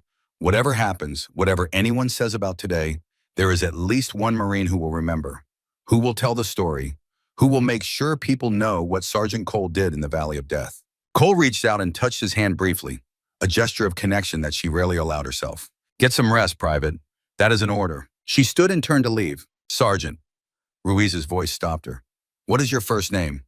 You never told me. Cole paused at the entrance. She looked back at him. Elena. But my friends call me Ghost. Then she was gone, leaving Ruiz to puzzle over the name and what it might mean. The night settled over Forward Operating Base Bravo like a blanket, bringing with it the quiet that only darkness can provide. The frantic energy of the day had finally exhausted itself. Marines slept in their racks, some peacefully, others wrestling with dreams that would haunt them for years to come. Cole did not sleep. She sat on an ammunition crate near the edge of the base, looking out at the mountains that had nearly killed her that morning. The peaks were black silhouettes against a sky full of stars, ancient sentinels that had watched over countless battles and would watch over countless more. Her rifle lay across her knees, cleaned and oiled, ready for whatever came next. The familiar weight of it was comforting, a constant in a world that had revealed itself to be anything but. She heard footsteps approaching and did not need to look to know who it was. Mercer stopped a few feet away, uncertain, his usual confidence completely absent. Sergeant, his voice was hesitant. Do you have a minute? Cole looked at him, the man who had mocked her that morning, who had called her a liability, who had led the laughter at her expense. He looked different now, smaller, humbled. What do you need, Corporal? Mercer struggled with words that clearly did not come easily. I need to. He stopped, took a breath, started again. This morning I said things about you, to you, things that were wrong, things I did not know were wrong until you saw what I could do. Mercer flinched at the bluntness, but nodded. Yeah, until I saw what you could do. He looked at the ground. I have never seen anything like that in my life. What you did on that ridge, the way you moved, the shots you made. It was, he shook his head. I do not have words. Cole studied him. She could have been cruel, could have reminded him of every insult, every joke at her expense, every moment of casual cruelty that he had inflicted. She had the right to make him suffer for his arrogance. But that was not who she was. That was not who Harlan had trained her to be. You pulled Ruiz out of the fire. Cole kept her voice even. You took a round in the vest doing it. That was not nothing, Corporal. Mercer looked up, surprised. I was just trying to help. He said it like a confession, like he was ashamed to admit that he had done something decent. That is what Marines do. Cole stood, slinging her rifle over her shoulder. We help each other. We protect each other. Even the ones we do not like. Even the ones we do not understand. Mercer nodded slowly. I am sorry. The words came out rough, unpracticed. For what I said, for what I thought, for all of it. Cole looked at him for a long moment. Apology accepted, Corporal. She started to walk away, then paused. But you should know something. The next time you meet someone who does not fit your expectations, maybe consider that you do not know their whole story. Maybe consider that the quiet ones are sometimes quiet for a reason. She did not wait for a response. She walked into the darkness, leaving Mercer alone with his thoughts and the stars. Dawn came slowly, painting the mountains in shades of pink and gold. The base stirred to life around Cole, and as she completed a circuit of the perimeter, a habit she had developed years ago as a way of processing difficult nights. She found Kane waiting for her near the command tent. "Sergeant," he fell into step beside her. "I heard you were up all night." "Could not sleep." He nodded. "Understandable. After what you went through." They walked in silence for a moment. Then Kane spoke again. "I talked to some people. About your file. About your background." He glanced at her. "I could not find much. Most of it is classified beyond my clearance. There is a reason for that. I figured." He stopped walking, and she stopped with him. "I am not going to pry. I do not need to know your history to know what you are. I saw it yesterday. Every Marine who was in that valley saw it." Cole waited. "What I wanted to tell you," Kane continued, "is that you have a place here, if you want it. I do not care what your file says. I do not care what programs you went through or who trained you. What I care about is that when the worst happened, you were the one who stood up. You were the one who did what needed to be done." He met her eyes. "That is all that matters to me." Cole felt something shift inside her. A wall that had been standing for 3 years, keeping her isolated, keeping her hidden, began to crumble. "Thank you, Gunny." Her voice was rough. "That means more than you know." Kane nodded once, a gesture that conveyed respect and acceptance, and something that might have been affection. "The battalion is having a formation this afternoon to honor the fallen, to recognize the survivors." He paused. "I would like you to be there, front and center, where everyone can see you." Cole hesitated. Her instinct was to refuse, to fade into the background, to remain the ghost that Harlan had trained her to be. But something had changed. In that valley, on that ridge, in the long night that followed, something had shifted inside her. The need to hide was still there, but it was no longer the only voice. "I will be there, Gunny." "Good." Kane turned to leave, then stopped. "One more thing." He looked back at her. "Whatever name you carry, whatever name they gave you in those programs, you will not talk about. You earned something new yesterday. A name that every Marine in this battalion will remember." Cole tilted her head. "What name?" Kane almost smiled. "The Angel of the Ridge. That is what they are calling you." He shook his head. "I tried to stop it, told them you probably would not like it. But Marines are going to talk, and names are going to stick." Cole considered this. Angel. Not quite the same as Ghost, but not so different either. Both were things you could not see until you needed them. Both were things that watched over you when you did not know you were being watched. "I can live with that." "Good, because it is already spreading. By the time we get back to Lejeune, the whole battalion will know the story." Kane walked away, leaving Cole alone with the sunrise and the mountains and the knowledge that nothing would ever be quite the same again. The formation gathered at 1600 hours. 364 Marines stood in ranks, their uniforms clean, their weapons at their sides, their faces reflecting the complex emotions of survivors who had buried their friends. The names of the fallen were read aloud. 17 names, 17 lives, 17 stories that had ended in a valley that most of them had never heard of before yesterday. Cole stood in the front row as Kane had requested. She could feel the eyes on her, the whispered conversations, the pointing fingers. The story had spread as Kane had predicted. Everyone knew who she was and what she had done. After the names were read, Kane stepped forward to address the battalion. "Yesterday, we walked into an ambush that should have killed us all. The terrain was against us. The odds were against us. Everything that could go wrong did go wrong." He paused, his eyes sweeping the assembled Marines. "But we are still here. We are still standing. And the reason we are still standing is because Marines did what Marines do. We fought. We protected each other. We refused to give up." His gaze settled on Cole. One Marine in particular made the difference between survival and slaughter. One Marine climbed a mountain under fire, took position above the kill zone, and systematically eliminated the threats that were destroying us. One Marine did what needed to be done, even when no one asked her to, even when no one expected her to. He raised his voice so that everyone could hear. "Sergeant Elena Cole, step forward." Cole stepped out of the formation. Her heart was pounding, but her face was calm. Harlan had taught her that too. Never let them see your fear. Kane turned to face her. "On behalf of this battalion, I want to thank you for your courage, for your skill, for your willingness to risk everything so that others could live. What you did yesterday will not be forgotten." He reached into his pocket and pulled out something small. A patch. Cole recognized it immediately.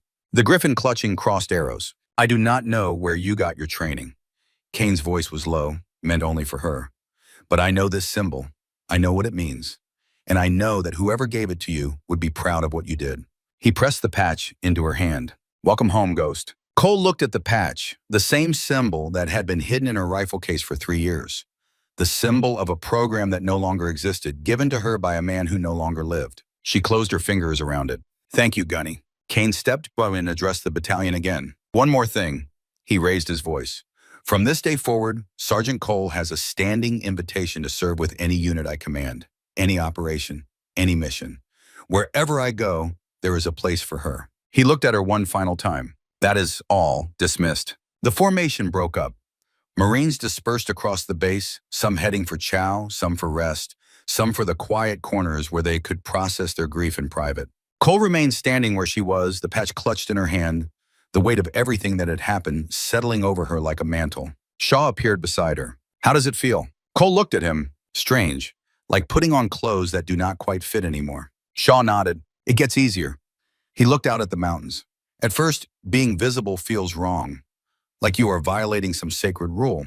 But eventually you realize that the hiding was the wrong thing all along." Cole followed his gaze. The mountains stood where they had always stood, indifferent to human drama, witnesses to everything and judges of nothing. "I spent 3 years hiding." Her voice was soft, trying to disappear, trying to be something I was not. "And now, she paused.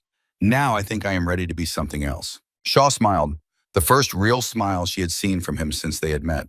"Good shot, Ghost." The words hung in the air between them. The same words that Harlan had said. The same words that had echoed in her mind at the moment of the final shot. The same words that would stay with her for the rest of her life. Cole looked at the patch in her hand. Then she pinned it to her uniform over her heart, where anyone could see it. She was done hiding. She was done being invisible. She was Ghost, the last of the Griffins, the angel of the ridge, the woman who had saved 364 Marines with nothing but a rifle and the training of a dead man who had believed in her when no one else did. And she was just getting started. There is a kind of heroism that never seeks recognition. It moves through the world quietly, doing what needs to be done, saving lives that will never know who saved them. It wears no medals. It accepts no applause. It simply exists, a force for good in a universe that often seems indifferent to goodness. Elena Cole was that kind of hero. She did not fight for glory. She did not fight for recognition. She fought because she had the ability to make a difference and the training to make that difference count. She fought because somewhere, years ago, a man named William Harlan had seen something in her that no one else could see and had given his life to help her become what she was meant to be. 364 Marines went home because of her. They would return to their families, their communities, their ordinary lives. They would have children and grandchildren who would never know how close their ancestors had come to dying in a valley on the other side of the world. That was enough. That was more than enough. And somewhere in whatever place warriors go when their fighting is done, Master Sergeant William Harlan watched his final student step into the light. He smiled. "Good shot, Ghost." The mountains of Afghanistan stood silent as the sun set behind them. The base settled into the routines of another evening. The stars emerged, the same stars that had watched over soldiers for 1,000 years and would watch over them for 1,000 more. And in the quiet of the night, a woman with a rifle walked the perimeter, guarding the sleep of those who would never know she was there. Because that is what ghosts do. They protect, they watch, they sacrifice. And when the sun rises, they are gone, until they are needed again. The end.